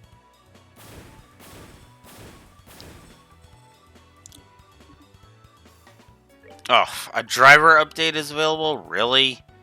Ugh. Alright. Let's see if it is a turbo thing.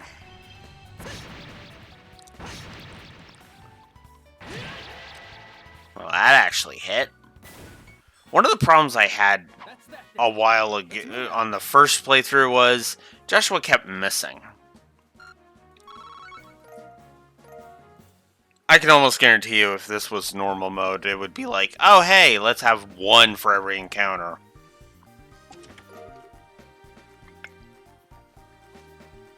Found 2 small boxes.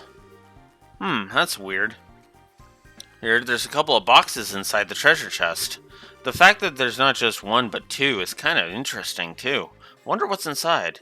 Remember, Estelle, our mission is to search and retrieve only. I'm pretty sure looking inside those boxes doesn't fall under our mission objective. You're no fun at all, Joshua. This has nothing to do with our mission. It's like what I like to call good, honest curiosity.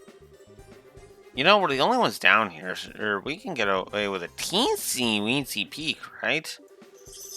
If you feel like flunking today's test, then by all means, be my guest. Did you just say the F word? Yep. Opening one of those boxes could result in an automatic fail for both of us. If this were a real job, the contents of those boxes would belong to the client. And as long as they were nothing illegal, we would have no right to open them. I know you're right, Joshua, but I just can't help myself. If you absolutely have to know what's inside, why not ask Miss Cheryl when we get back? But for now, we need to focus on getting out of here. Alright, alright. So that's the tutorial dungeon.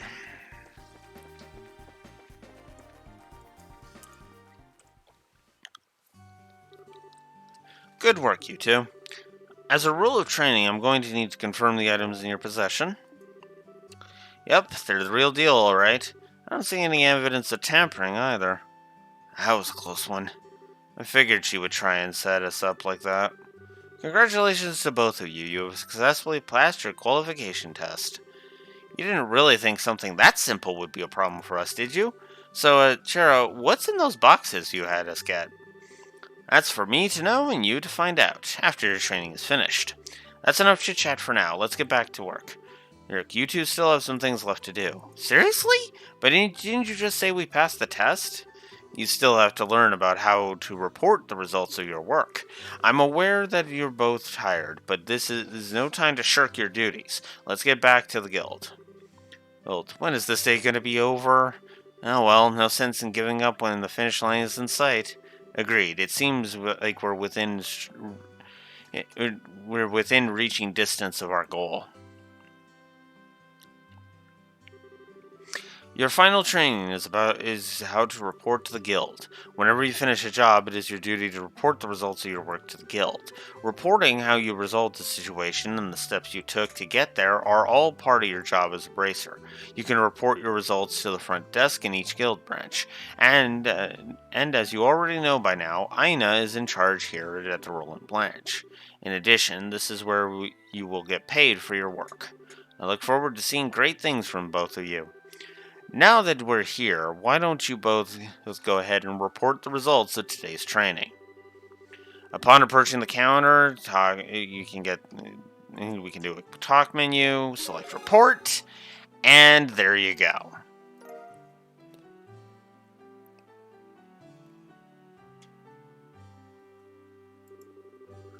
Current rank is Junior Bracer, 9th class.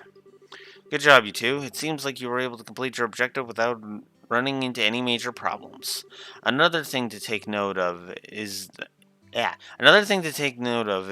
depending on how you handle a job, you may see an increase or decrease in the amount of pay you receive.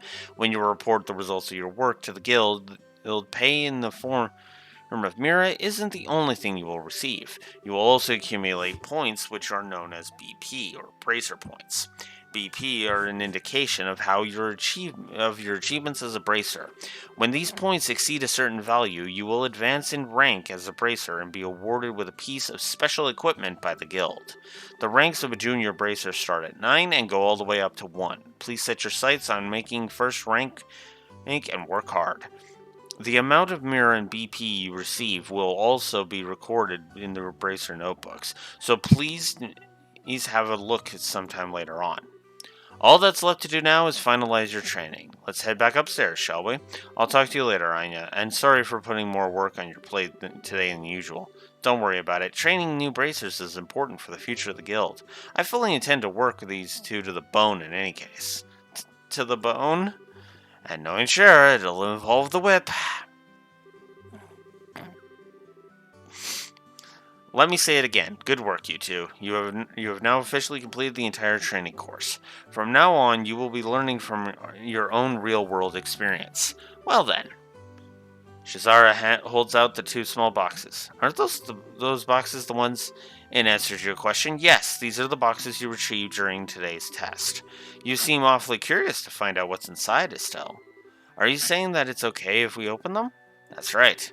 Why don't you both of you have a look and see what's inside? Sweet!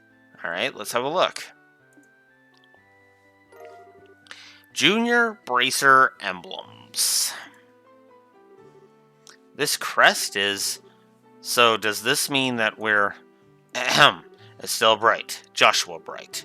Beginning this day at 1500 hours, you are both hereby appointed as junior bracers within the Bracer Guild. From here on, you will work as members of the Bracer Guild to support the livelihood of those around you, defend peace, and uphold justice.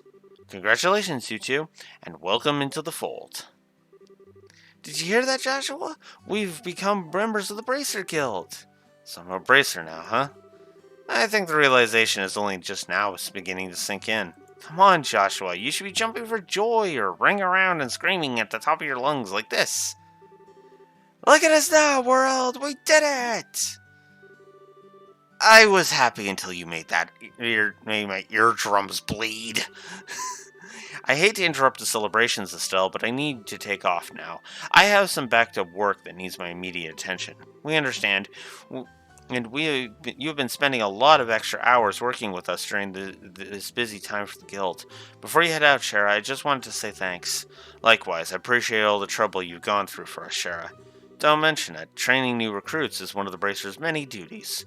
Believe it or not, I was once in your shoes a long time ago when your father Cassius trained me. So that's why you have so much respect for my dad, huh? There's actually more to it than that, but I'll save that conversation for another day. As for the both of you, work hard to become full-fledged bracers early on so you can help guide those new recruits who come after yourselves. And in time, I hope to see both you both become respectable bracers like your father. Anyway, I'll leave you with that thought.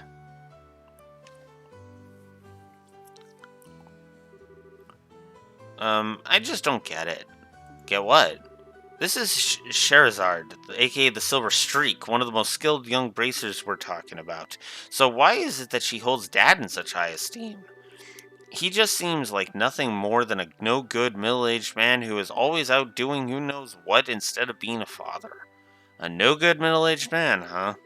From your viewpoint, it doesn't come as a surprise that you would see him in that fashion, huh?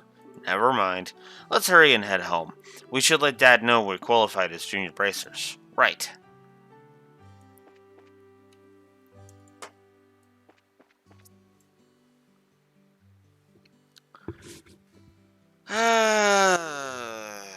And then there's this little snot.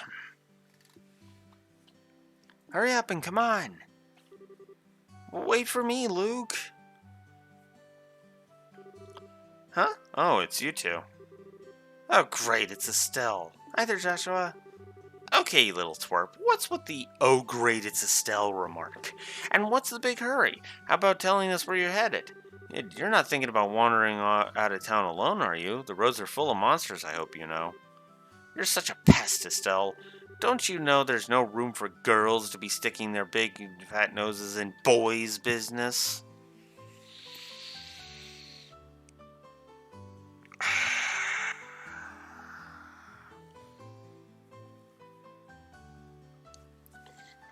Backhand and Luke into the fucking stratosphere thing. There we go.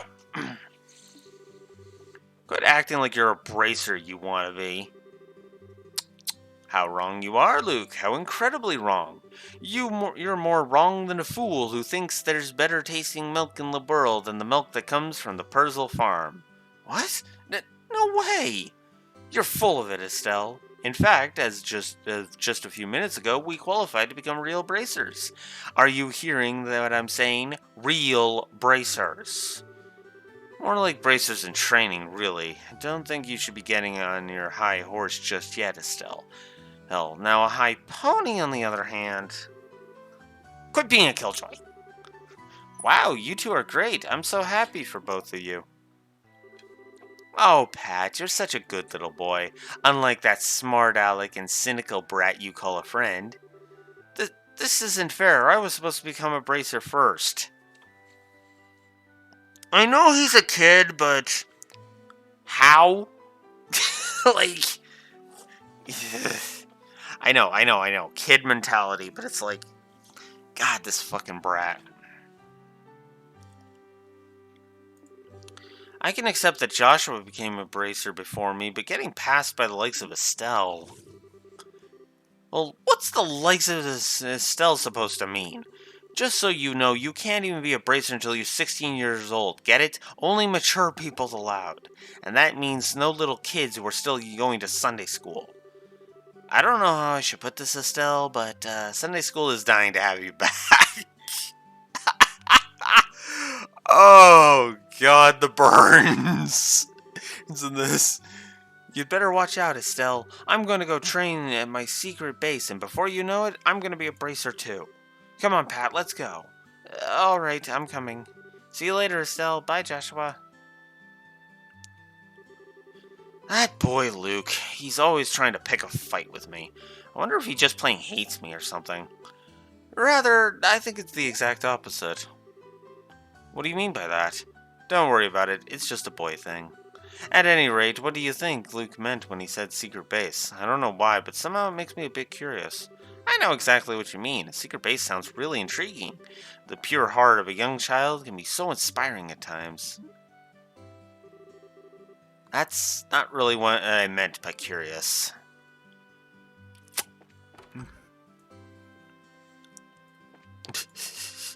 Yeah, I don't like Luke, to be blunt. I find Luke to be kind of an irritant. The reason he doesn't dip into negative territory, though, is actually pretty damn simple. He's not around long enough. Hi there, Estelle and Joshua. How can I help you? Did you manage to become bracers? You bet we did. Maybe I should have to start by calling. Maybe I should have you start calling me Hyper Bracer Estelle from now on. By the way, Mr. Renan, and did the liberal news come in? Yeah, it came in a little afternoon. Don't brush me off like that, you two. Oh, whatever. I'll take one copy then. That'll be 100 Mira, please. I know that my... excuse me. I know that my dad always buys a copy of this magazine, but does it really sell that well? It sure does. The Liberal News has an excellent reporter and camerawoman who have done a great job reporting the latest and most reliable news. They're even supposed to have a running story related to Queen Alicia's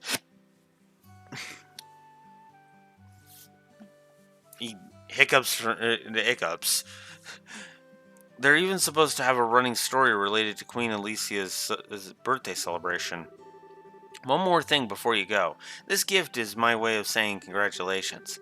It's a free sample item I received with my shipment of goods, but don't hold the free part against me. Recipe book. What's this supposed to be? There's a ton of blank pages. It's a recipe book, isn't it? You got it. When you get hurt fighting, if you just limit yourself to healing bombs all the time, you're gonna cut pretty deep into your wallets. So this is where the recipe book comes into play. If you eat food to recover your strength instead, it's basically free. Assuming you have all the ingredients anyway. So if you eat something new, write down what's in it, and you'll have lots of recipes in no time. So, how about we try this out? Go ahead and eat this cookie, Estelle. Maple cookie. Well, I've made it a personal rule never to turn down sweets. Learnt the maple cookie recipe. Basically, all you have to do is eat the food to learn the recipe. It's as simple as that.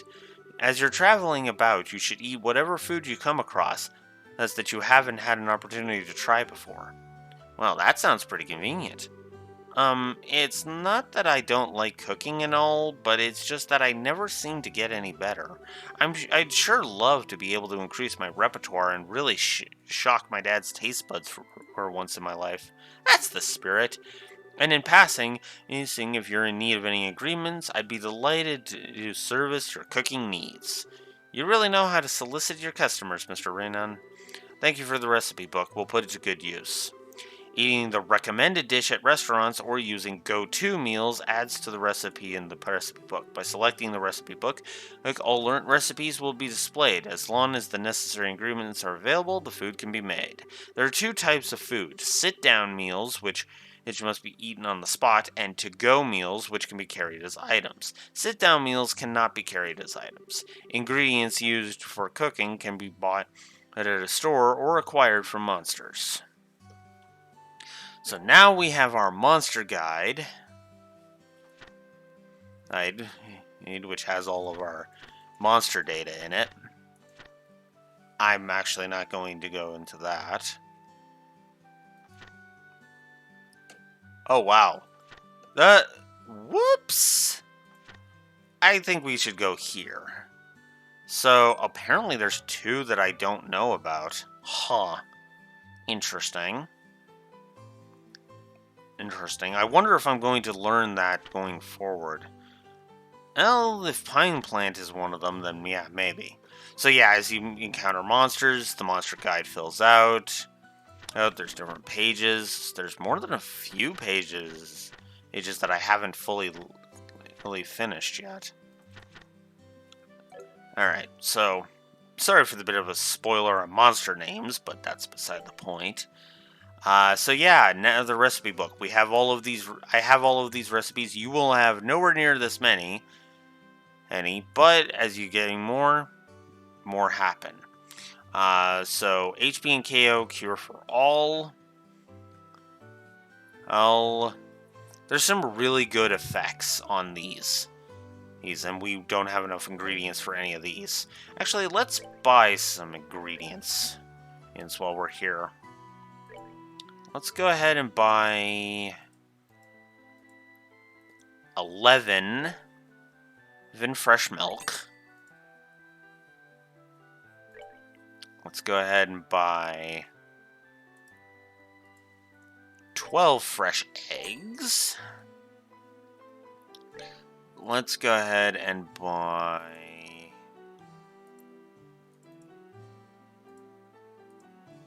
$20 milled flour. Let's go ahead and buy 12 marbled steak.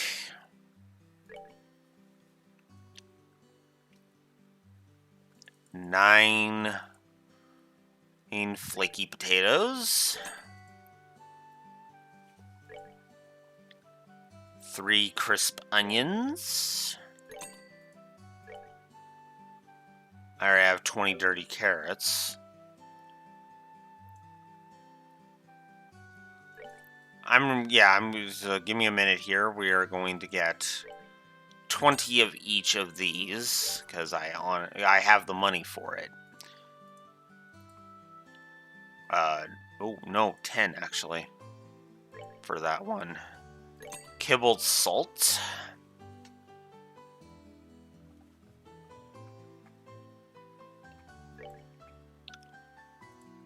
Olive oil.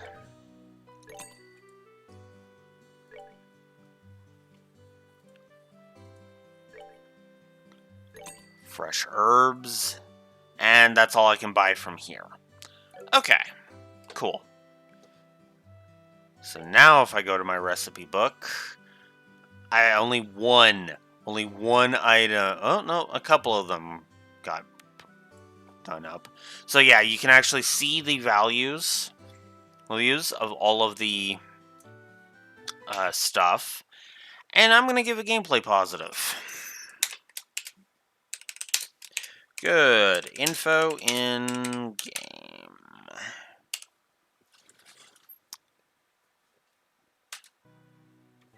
I guess I do need to update. Let's update the HUD here. Ugh.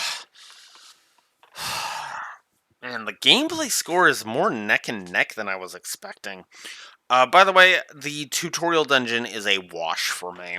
I don't hate it enough to give it a negative, but I also don't like it enough to give it a positive. So, there you go.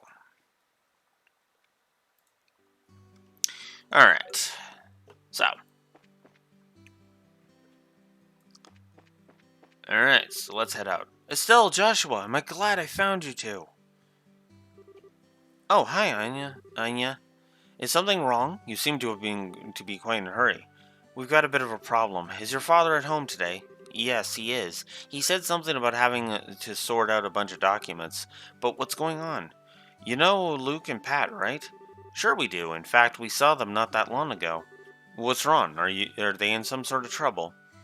I don't know how to say this, but I just heard from Yumi that Luke and Pat ran off to the tower that lies in the northern outskirts of Roland. You mean the Tower of Esmelas? Isn't that place supposed to be a breeding ground for monsters? That's what they say. Unfortunately, at the moment, Sherazard is out on other bracer business, so I want to ask your father to bring the boys home safely. What are you talking about? There's no time for that. Joshua and I will go after and bring them back. I don't know if that's such a good idea. The two of you only just qualified to be junior bracers today. With all due respect, I believe Estelle's judgment is right in this situation. If the two of us hurry, we may even be able to catch the boys before they reach the tower. I understand. I will take responsibility for whatever happens. As an emergency request from the Bracer Guild, I ask you that you lose no time in bringing the safe return of these children. Roger that. Understood. The Esmelas Tower can be reached by taking the western path at the junction along the Malga Trail. You can get into the Malga Trail through Roland's northwest gate. I'll be on standby at the guild, so if you run into any trouble, you know where to find me. This is our first real job. Come on, Joshua, we don't have any time to lose. I'm right behind you. So, if we go out this way, we end up on the Malga Trail. And the song just reminded me, yes.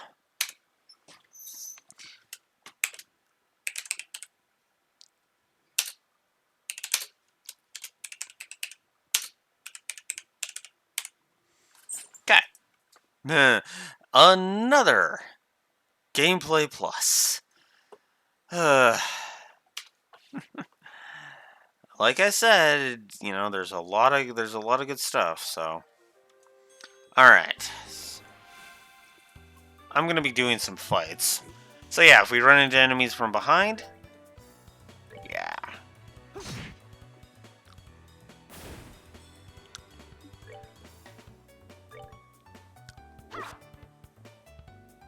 Darn it.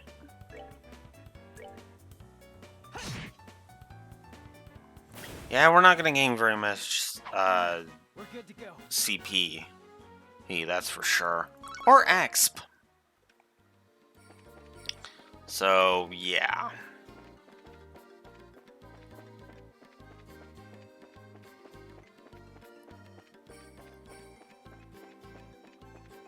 I guess I could look up what actually changes on the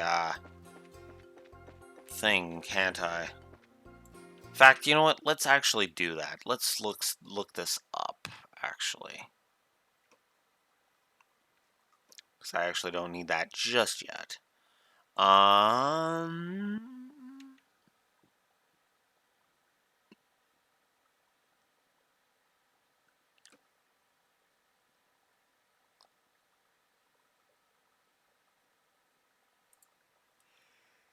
Say.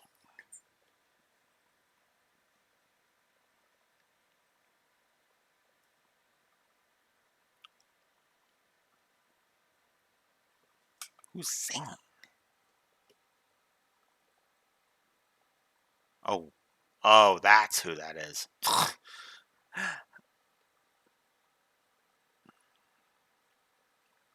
uh... Oh. I guess I should check this, yeah.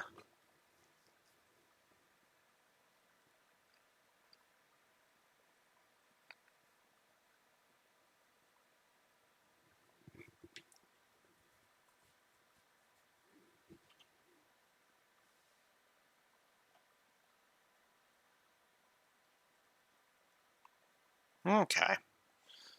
Uh, Sorry looking through all of this. Let's just... Actually... come on. Go back up to the top. Back to the first page.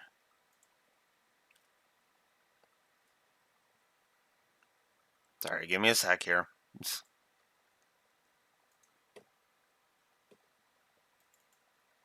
Why are you not... Okay, that's why. Ugh, it's being finicky. Ugh. Okay. I just want to see if this guide actually uh,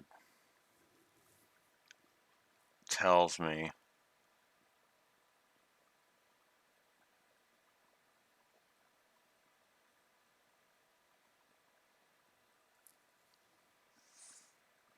Okay.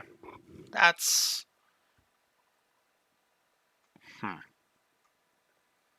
Alright, let's just head back to the guides then for a second.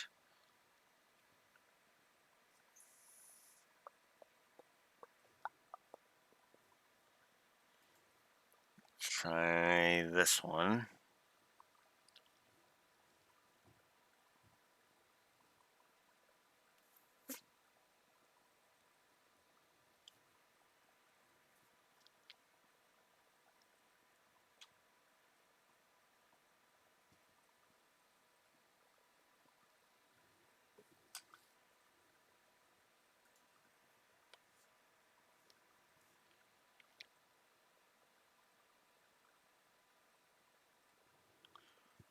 That's a basic AF guide. Okay, that's hurting me.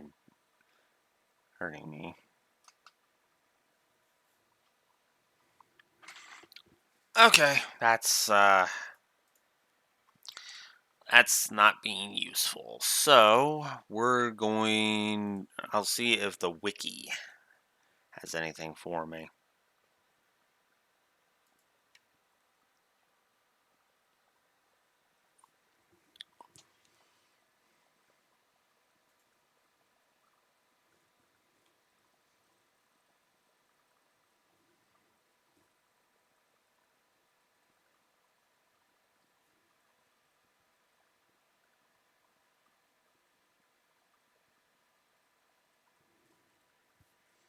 Nope. Never mind. I thought there was, but there wasn't. Ah, damn it.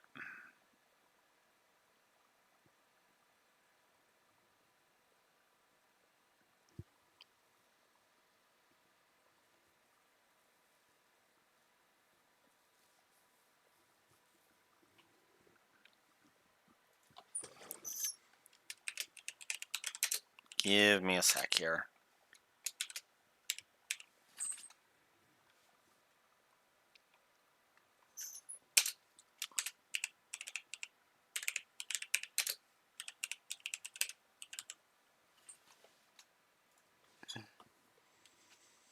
Okay. This is what I wanted to know.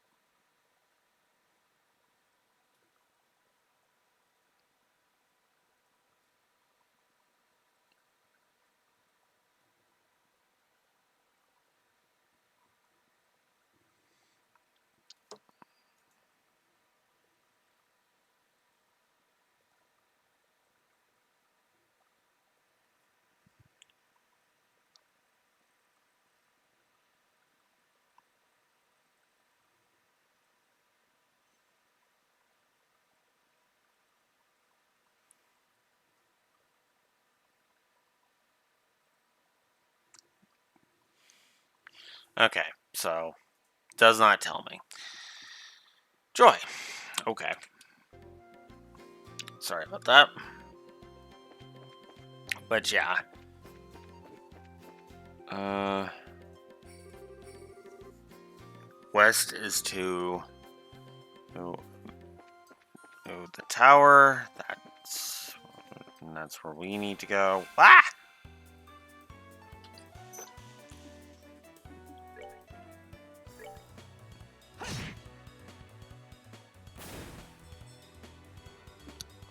Huh. So critical, the exclamation point is a guaranteed critical, which is nice.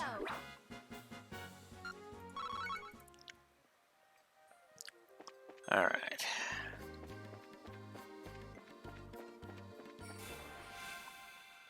Okay.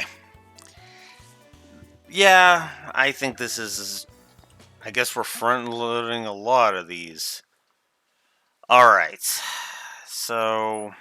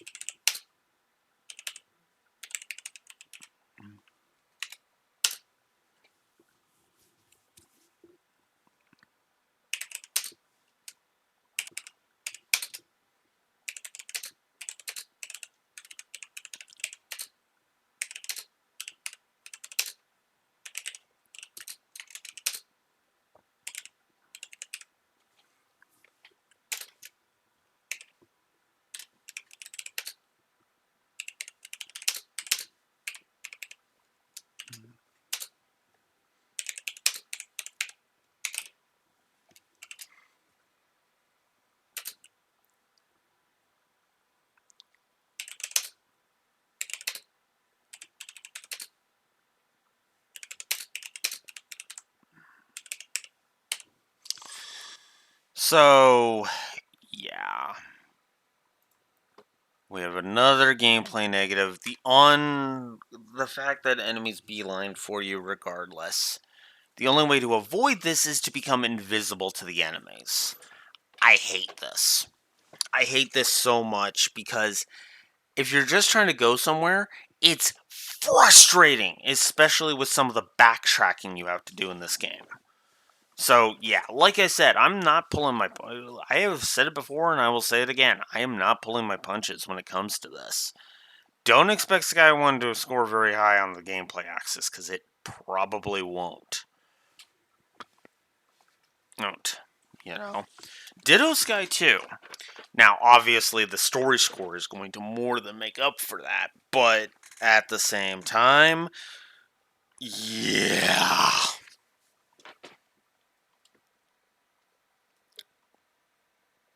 Needless to say.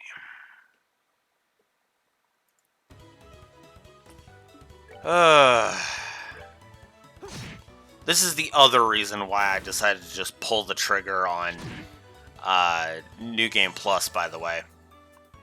Because there was no way in hell I was going to bother with this shit.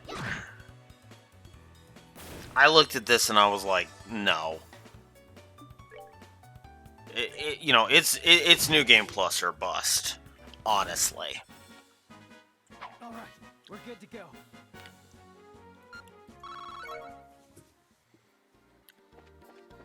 Because, I mean, if enemies are just gonna beeline for you, it's like, yeah, no.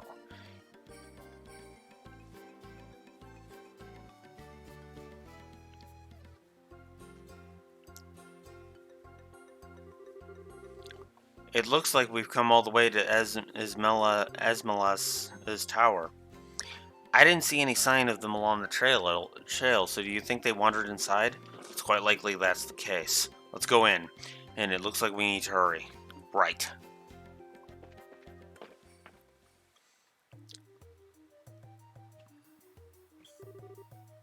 It's dark in here. I'm scared. Here, quit being a baby. We're only on the first floor of this place. Did you hear that? They really did come in here. Estelle, are you alright? Luke! Pat! If you can hear me, answer me now! Those little brats. Are they pretending they can't hear me? They might have climbed up to the second floor. Let's hurry and see if we can find them.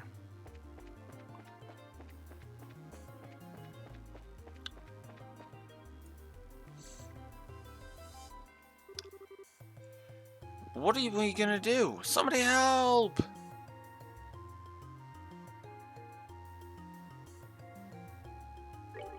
Let's go, Joshua. Right. Hey, I've got your back.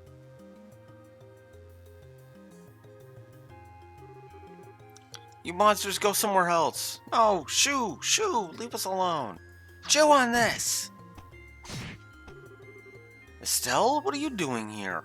Joshua, you're here too. Get back, you two. These monsters aren't playing around. We'll take care of them. So now we have NPC protection missions. Don't let the NPCs have their health go to 0. I actually don't mind these, weirdly enough. They're fine. Nothing too special, but nothing to get mad at. They're nothing too great, but they're nothing to get mad at either.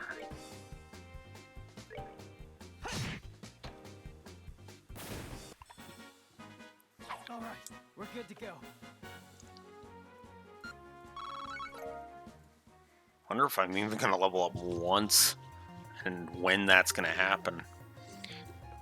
Looks like that's that. Yeah, I'm glad everyone's safe too. By the way, that was great timing, the way you blitzed those monsters, Estelle. You really think so? Is it safe now? Oh man, that was awesome. You really showed them, Estelle. Not bad for a girl. You little twerp. Ow, that hurts. What are you trying to do to me? What's wrong with you? You even dragged poor Pat all the way up here against his will. It's time to think about what you did today. Ow, you're hurting me. Stop that. I said stop it, you violent she-devil. So this is the thanks I get for saving your neck, huh? Looks like it's time for you to have some of my special discipline. Ow! Alright, Estelle, I'm sorry. Everything was all my fault. Estelle? Shouldn't we forgive each other like they teach at school? This brat doesn't need forgiveness, but a little discipline should do the trick. Estelle, behind you! It's something with... It's something with teeth, isn't it? Nice monster? I'm not gonna make it in time. Huh? Dad, you came. You still lack skill and understanding, Estelle. You must always prepare for unseen danger by sharpening your senses. That's part of what it means to be a bracer. Dad? What are you doing here? I just happened to be in town and heard the whole story from Mina. I'll give you points for your quick thinking and taking action to come after the children, but you failed to follow through completely. I really messed up, didn't I? It's a good thing you showed up when you did. I'm sorry, I should have been watching her back. That just means that you have room for improvement. Constantly working to overcome your weak spots is the key. Understood. So, how about we head home, everyone? And can you boys walk? I think so. That was incredible, Mr. Bright. You were like a gazillion times more awesome than Estelle. Haha, well, of course I was. I'm her father. Alright, everyone, let's file on out of here. I'm with you, Mr. Bright. Who's the glory hog now? I mean, I guess I should be thankful that Dad saved my behind, but why does he have to go and take all the credit like that? It really chaps my hide. That's just the way he is. After all, he is Cassius Bright.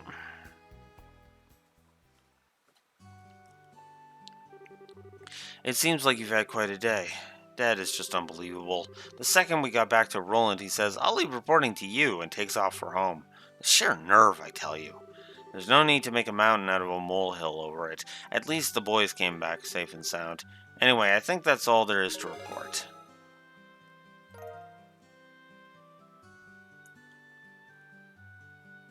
Alright, so there we go. You did well for your first assignment. From the details of your report alone, I believe I can commend you both for a job well done. You should be proud of yourselves. You really think so? I know so. In fact, you'll do even better on your next job. If anything else comes up, I would appreciate your help again. Sure. How about we head home too? I guess we'd better. I've still got dinner to prepare. Would you mind holding on a second? A letter arrived for your father just a little while ago.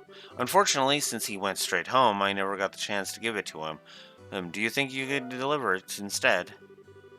I wonder if it's more work-related stuff. I imagine so. This letter appears to be from one of our foreign branches. One of the guild's foreign branches. As I'm sure you already know by now, Liberl isn't the only country where the Bracer Guild exists. Yes, on top of that, your father is widely known all across the Zemurian continent, so you can expect these kinds of letters from time to time. If you two would be so kind as to make sure he gets this letter, I would appreciate it.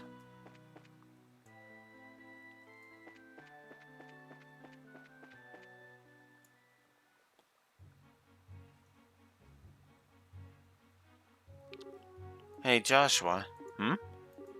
Do you think I'm really cut out to be a bracer? Well, you seem to have inherited your father's skills with a staff, and your nosy personality doesn't let you ignore someone in distress. Really? You think so? Sure, but why are you asking? Are you still thinking about what happened back at the tower? Yeah. Because of my carelessness, Luke almost got caught in the middle of a dangerous situation. If Dad hadn't come when he did, he could have been seriously injured. I guess I'm just worried about whether or not I'll be able to stay on top of things in the future. That kind of talk doesn't sound like the Estelle I know. Huh? If we fail today, then all that's left to do is to take back our losses tomorrow, right? Overthinking and worrying about things that haven't happened yet is definitely not like you. Isn't being a bracer what you've always dreamed of? How can you expect to succeed if you let something like what happened today discourage you? Joshua, you're right. This isn't like me at all. I don't think a serious expression really suits your face either. You laughing like a big ditz is far more natural for you. Hey, what's that supposed to mean? You're gonna say see my angry expression if you keep that up. Okay, I admit that last comment was pushing things a bit. I'll overlook it this time, and thanks for cheering me up. I don't know about you, but I'm so ready to get home and eat. My stomach's is growling like a bear. Maybe glutton is closer to the mark than tits.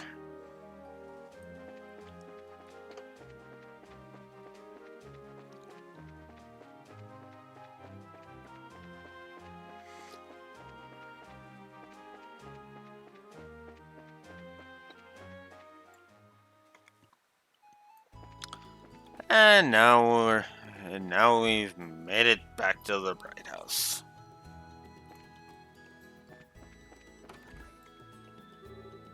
We're home, Dad. We finished reporting to the guild like you told us to. Good work, kids. The details of your reports will be received at each branch and will affect your pay and rank advancement in the future. Please make sure you always remember to do it. Don't worry, we will. And before I forget, I got that copy of the Liberal News you wanted. There was a letter for you at the guild, too. A letter, huh? Well, I'm going to get cleaned up and start dinner. Oh, and Dad? Thanks for coming when you did today. You really helped me out back there. I see you're being rather gracious today. Papa is happy. How delightful that my daughter has finally understood what a great man her father truly is. There's no need to hold back, Estelle. Come and jump into your father's loving arms. In your dreams. I swear the men in this house have one thing in common. They never know when to shut up. I guess she's not as depressed as I had thought she'd be. Should I be thanking you, Joshua? I didn't do much. I just gave her a push in the right direction. Estelle's a resilient girl to begin with. Yes, she is. But she still has a long way to go. She'll run into more than just a few stumbling blocks in this line of work. And overcoming those obstacles is what will teach her to stand on her own 2 feet. There's that soft side of yours talking again. Oh no! Are eggs supposed to explode like that? I guess I shouldn't have gone in expecting to make a perfect meal in a single try. No, wait, cooking is supposed to be about passion. Exploding eggs are passionate, right? Now, once more. That daughter of mine can sometimes be a little too passionate. I think I'll go help with dinner. We don't want the curtains to catch fire again. But at this rate, there's no telling when we can expect to have a bite of food ready for the dinner table. Alright then, let's see what this letter is all about, shall we?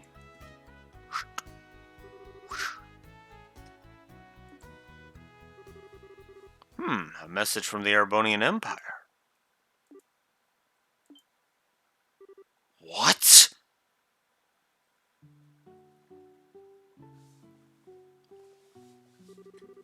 Wow, this is a surprise. This new dish is what I call Estelle's Explosion Over Rice. Be sure to savor every last morsel. I will. Your cooking this evening is excellent. My compliments to the chef. This is raw talent at its best. Today certainly has been a busy but great day nonetheless. We qualified as junior bracers. Bracers had our first real assignment, and I didn't even lose my eyebrows making dinner this time. Not to mention the food being delicious. For a first attempt, this dish is actually quite edible. At first, I thought I might have to pitch it out the window when you weren't looking, but it seems that technique won't be necessary tonight. Sometimes you're just so despicably rude. Dad, don't you know how to be humble and just say something tastes nice? Alright then, how about this? Boy, I never thought I'd be able to eat something wonderful like this before I had to leave on business. You made a splendid meal, Estelle. Thanks, Dad. Wait, business? Are you really leaving again? Yes. Something unexpected came up. This time I'm going to be away for a while. Hold on a minute. You're leaving when? Tomorrow morning. What? I don't care what kind of job you're doing. That's just too soon. It's about that letter, isn't it? Was there some sort of incident? No, it's nothing like that. It's just a simple investigation.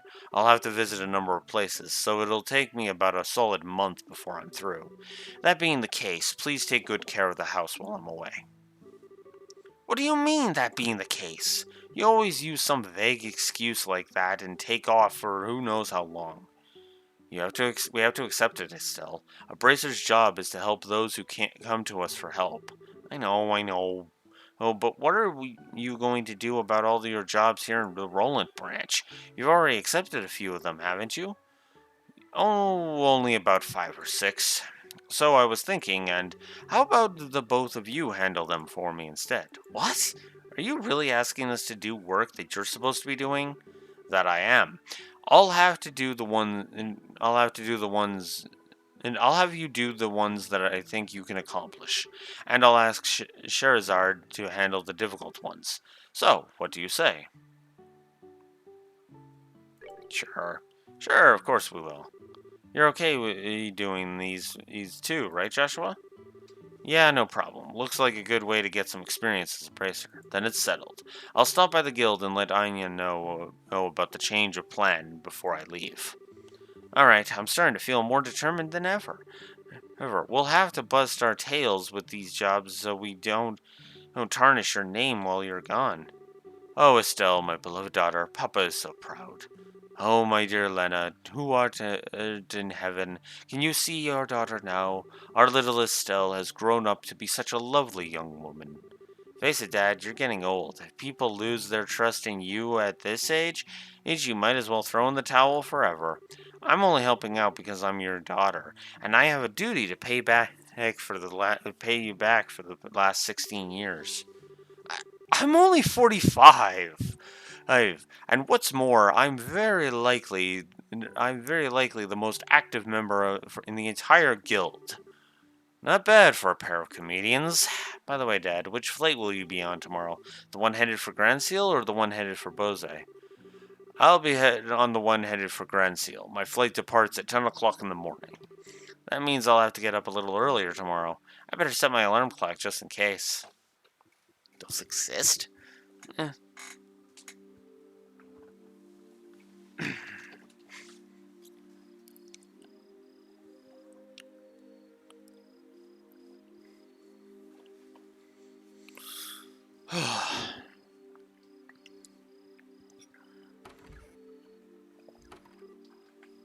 Dad, are you still awake, Joshua? You'd better hold off on the liquor, or Estelle will get mad again. This is just my way of lifting my spirits before I travel. How about yourself? Would you like to join me for a drink? I'll pass. Actually, what I should be saying here is don't offer alcohol to minors. I'm not like Shara, who would jump at the chance to enjoy a drink or 10. That's because she holds her liquor much better than I do. There's something really serious happening, isn't there? There's no conclusive evidence, but there appears to be some sort of movement within the Empire. The Arbonian Empire? That sounds pretty suspicious. This movement doesn't appear to be overt, but that's what has me worried. I intend to do a little probing at the Arbonian embassy to see what turns up. Understood. I'll make sure to look after Estelle while you're gone. Don't you spoil that girl, you hear me? Now that she's become a bracer, she needs to learn to look after herself. Now, Estelle will be fine. She's got good instincts, and despite being a little rough around the edges, she has talent with the staff as well. There's no doubt in my mind that she'll be a first-class bracer someday. Yet at present, she's like a babe in arms who knows nothing about the realities of the world around her. At some point in time, she'll have to choose which path to follow in life. And Joshua, the same thing can be said for you, too. It's already been 5 years since you became a part of this family, hasn't it? How time does fly. Yes, it sure does seem that way. About what you said back then, are you sure you won't reconsider taking those words back? For me, keeping my word is what defines who I am. If I can't do something as simple as that, I don't know how I could live with myself. I know this may sound stubborn, but I can't take back what I said. I'm sorry. There's no need to apologize, but I'd like you to remember this. No matter what path you choose in life, you can't erase these past 5 years. Estelle and I will always be your family, no matter what may befall you. Thanks, Dad.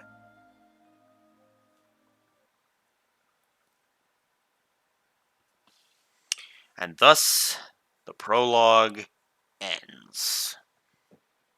Or begins, sorry. That's the beginning. Prologue, a father's love, a new beginning.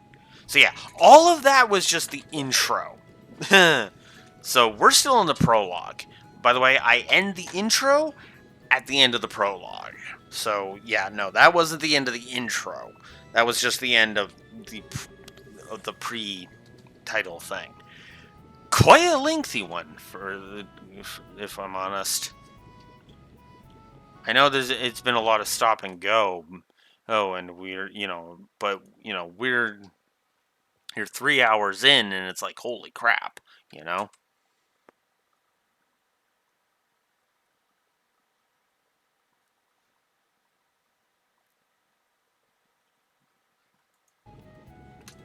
Well, looks like it's time for me to board my flight. Still, don't do anything I wouldn't do myself, and try not to be a handful for Joshua either.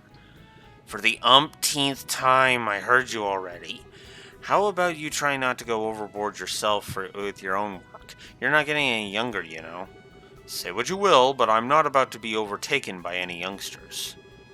Charizard, I'm really sorry about placing all this work on your shoulders at the last minute. Please don't be. I am slightly concerned, however, about whether or not I can do a decent job in your place. There's no need to be humble, Silverstreak. I don't mean to make your life any more difficult, but please keep an eye on these two. You just leave that to me. Is tightening up the reins and not spoiling these two fine with you? You definitely understand the way I think.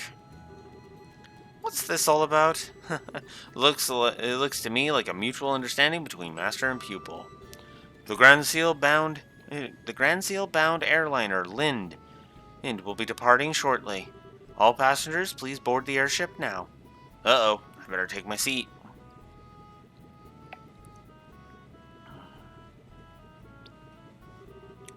Have a great trip, Dad. We'll take care of everything here while you're gone.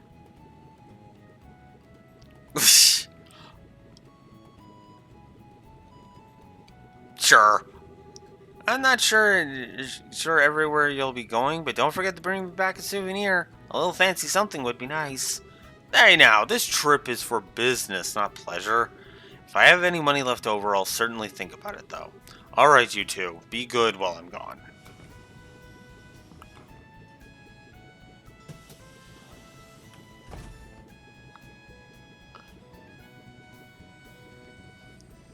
I've always liked the design of the airships in this series.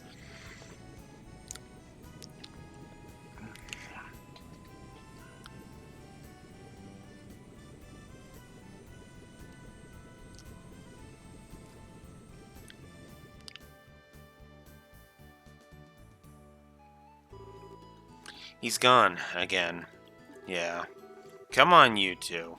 There's no need to look so down. Your father will be back in no time. I don't know what kind of investigation he's been asked to do this time, but when it comes to your father, he'll have it done before you know it. I'm not sad that he's gone. He's always been away more than he's been at home. Alright, if you say so. Anyway, I'm going to get to work on these jobs your father left for me. But if you run into any trouble, give me a holler. Will do, but first, I'd like to try and finish a few jobs with Joshua. I want to see what we're capable of doing as junior bracers. Alright, if you insist. I imagine that with Joshua taken along, there's probably not much to be worried about. Good luck, you two. Thanks. We'll do our best.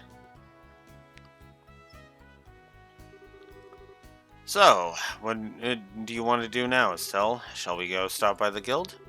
Yeah, we should probably talk to Aya and find out what jobs are waiting for us. Let's go!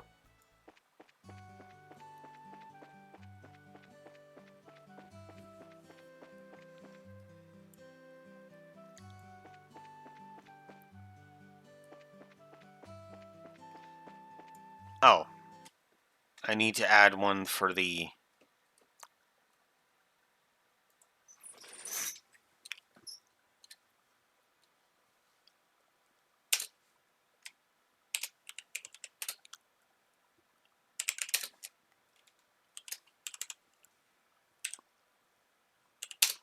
There we go.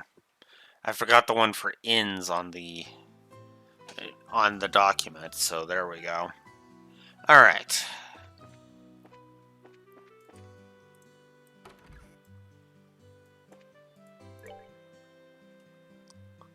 Find the shiny rock and the Milch Road monster. Then we'll talk to Anya. Oh, good morning, Estelle and Joshua. Has your father already left? Yep, just barely.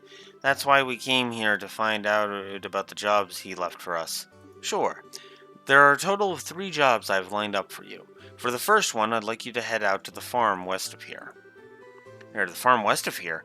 Isn't that where Tio lives? Tio? I seem to have heard that name somewhere before. Tio Purzel. She was one of our classmates at Sunday school. She's also the Purzel farm owner's daughter. Oh, really? It's actually the Purzel farm that put in a request to have someone and exterminate some monsters. Are they really having problems like that? Fortunately, nobody has been hurt, but the owner and his family are upset over the fields being destroyed by the creatures. Therefore, the guild received an extermination request. I never would have expected something like that to happen. Okay, we'll head out there right now. Oh, here, take this with you. Guild referral. This document certifies that you were dispatched by the guild. Please give it to the owner of the farm. We already know Tio's father pretty well, so I don't think this is necessary, but we'll take it just in case. So, we now have side quests.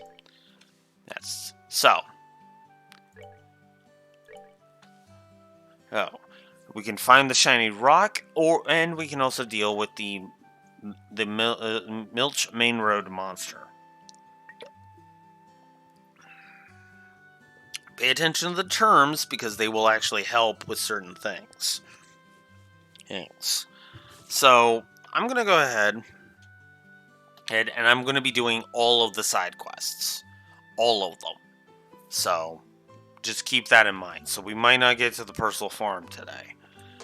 And yes, this is a damn long intro. Bracer notebook. Find the shiny rock. Okay.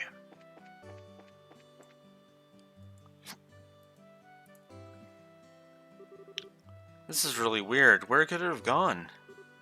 Oh, excuse me, but can I ask you something? You didn't see a shiny rock around here, did you? Huh? A shiny rock? Yeah, that's right. One that sparkles. You didn't see a rock that is like that lying around anywhere, did you? Are you saying you lost something? I don't recall seeing anything like that. Do you know where you might have dropped it? My mom was calling for me, so I ran to the general goods store where she was. I know I had it in my hand at the time, but when I came back here, it was gone. When you say general goods store, you mean Mr. Rinnon's store, right? Did you look for it in front of his store? Obviously, that's the first place I looked. You don't need to treat me like a kid, you know. My, aren't you a character? Well, I already asked the Bracer Guild to help me find it, so I'm sure it'll show up sooner or later. If you happen to come across it, give me a holler straight away. I'll probably be around. So now, we just gotta figure out where it is. So.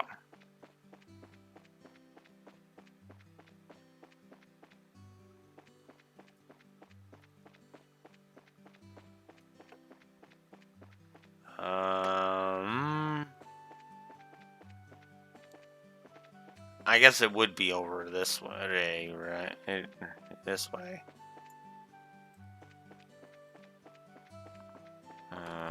Whoops.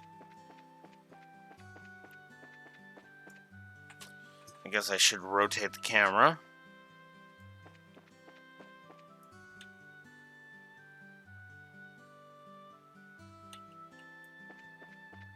Nothing there.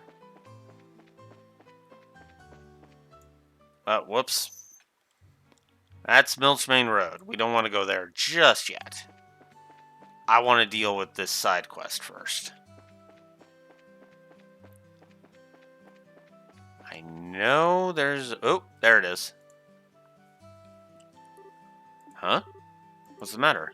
I wonder what that is. There's something shining down there in the sewer grate. You're right. It looks like something must have fallen through. The sewers? Don't tell me you forgot about the sewers already. You know, that smelly, monster-infested place we were in not that long ago. Oh, right, the sewers. Those sewers. We went there during our practical training, right? The entrance to the sewers should be just behind the chapel. Hipple, if you're interested in seeing what's down there, then how about we check it out a little later? Or we could do that right now, because this is a 100% run.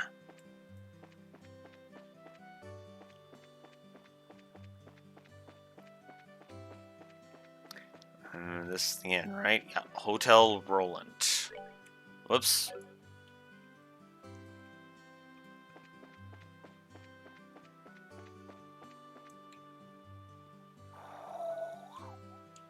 There we go.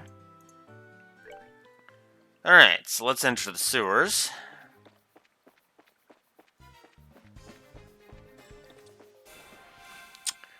Barely able to see the monster.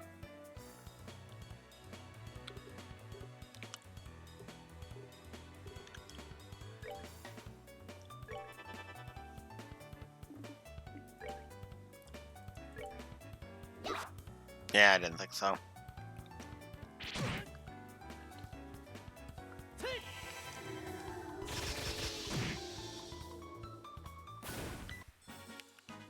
That's that then.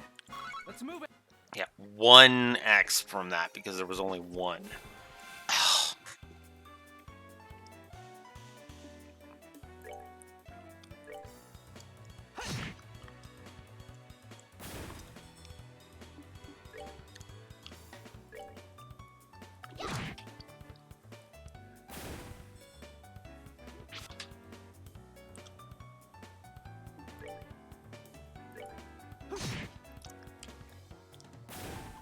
There we go. All right, we're good to go. Alright. Oh, there it is.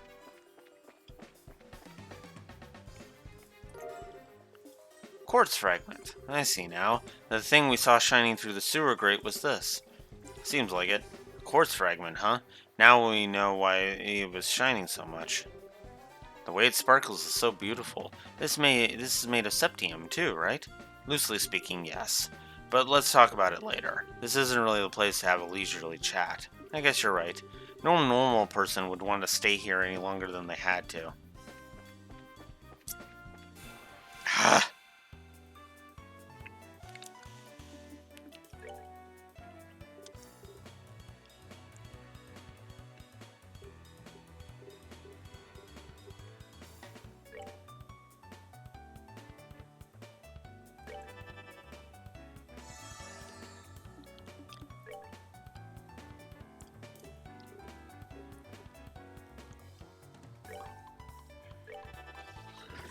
Show off some of the different spells.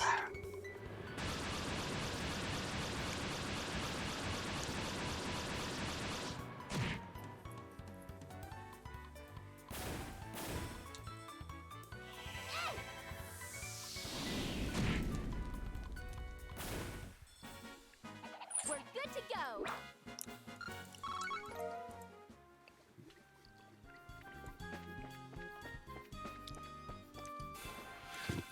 Oh, come on!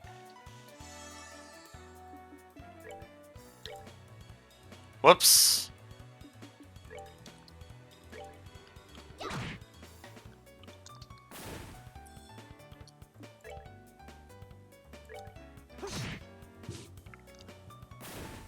Not that it mattered. That's that then. Let's move out.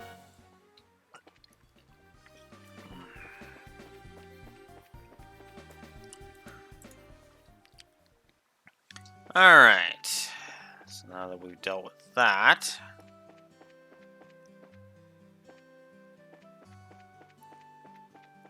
let's head over this way. Talk to this guy again. Hey, is that rock? Could it be that this is the rock you've been looking for? Yep, that's the one. It's my shiny rock. Why is it all dirty like this? Hey, don't you have something else to say before you complain? You guys are bracers, right? I've already paid your money to the guild, therefore I think I have the right to complain. That's not the problem here. Calm down, Estelle, he's just a kid. I know that, but this quartz is what you were looking for, right? Yeah, that's the one. This rock is really quartz? Quartz? You mean the same kind of quartz that's in an orbment? Yep, it's the same kind of quartz made of septief. Damn, it's chipped, so it doesn't function anymore. I see. So this rock belonged to an orbment. What's wrong? You seem a bit out of it. Who, me? Oh, it's nothing. I'm glad you found it. I guess that's about it then. Oh, that reminds me. I almost forgot. Here, take these. Drill meatballs. My mom gives these to me and tells me they're healthy, but they're kind of bitter, so I can't stand them. Anyway, I appreciate what you did for me today. Seriously, what a cheeky little kid. I'm sure it's a difficult age for him, but I wonder why he was searching for that quartz. What do you mean? Now that you mention it, it does seem a little strange. But oh well, everyone has something they think is important. Truer words couldn't be spoken. Perhaps that kid has an interest in orbments. I, for one, don't see what's so interesting about these overly complex gadgets. Oof, bumped my toe. Ow. That actually kind of hurt. Ow. My brain goes numb just thinking about them. Except for the fact that you'll have to get used to them sooner or later. You won't be able to fulfill your job as a bracer if you can't use one. Alright, I'll try to learn. So now the quest to find the shiny rock is complete. So, let's go after the Milch Main Road monster, shall we? And go curb stomp it because I'm doing New Game Plus.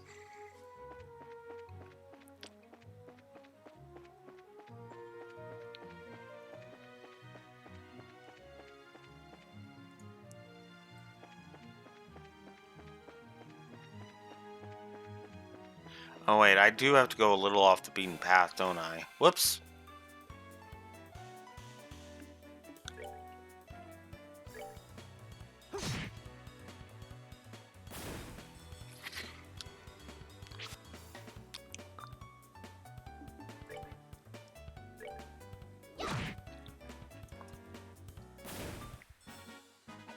Piece of cake.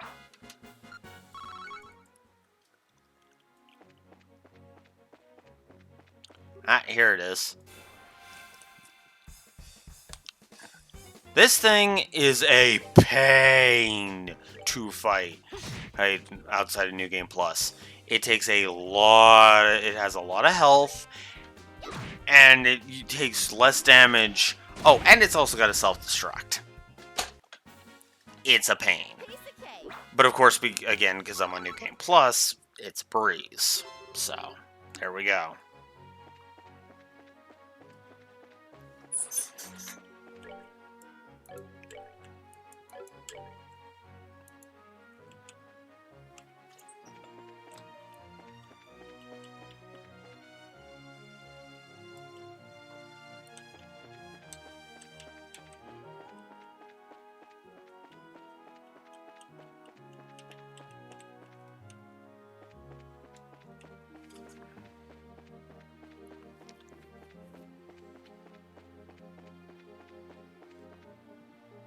I managed to dodge it that time.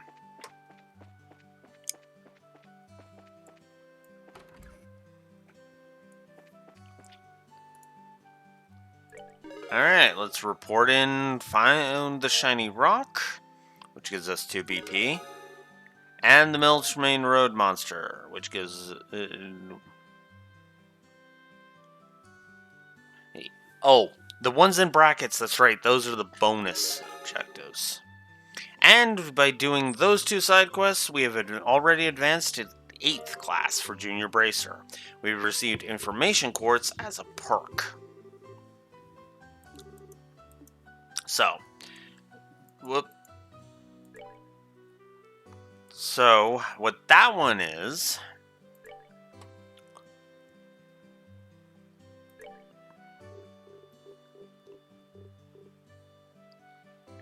is you're able to perceive enemy status. So in other words, if you haven't beaten an enemy before, this one will actually let you see its stats and attributes.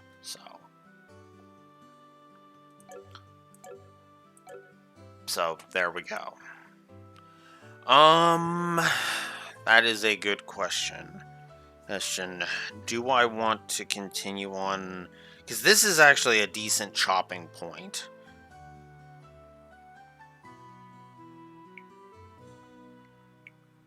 Wait, honestly. Let's check the... I'm just going to check something really quick here.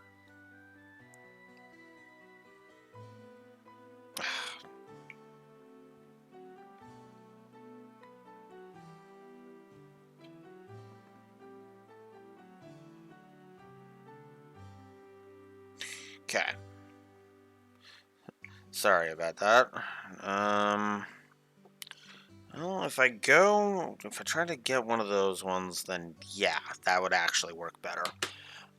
Just in case, give myself some time. Okay. Hey, I think I'm gonna go with that. So.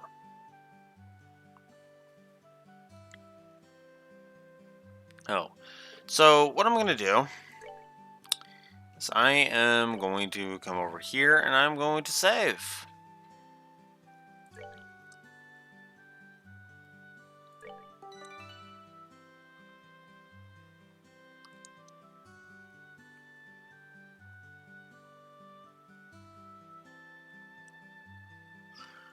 Save. It's not bad. We've made some decent progress. Yes.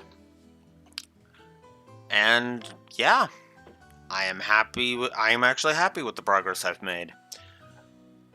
Tomorrow at 10 a.m. Central Standard Time, I think it's going to be a shorter day again.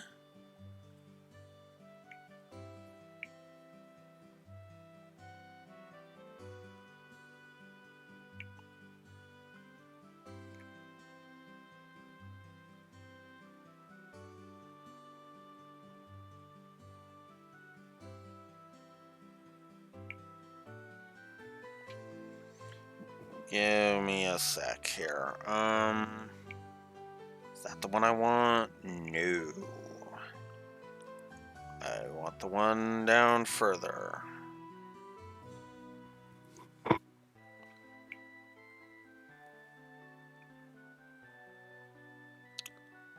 Today is the 8th. Yep, tomorrow's going to be another short day. Because I'm working with her. And I'm working with her tomorrow. Anyways. But anyways, regardless, yeah.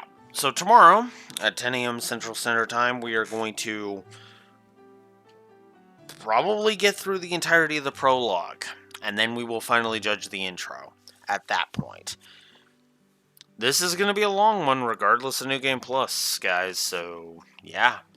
So I'll see you tomorrow at 10 a.m. Central Standard Time for more Trails in the Sky.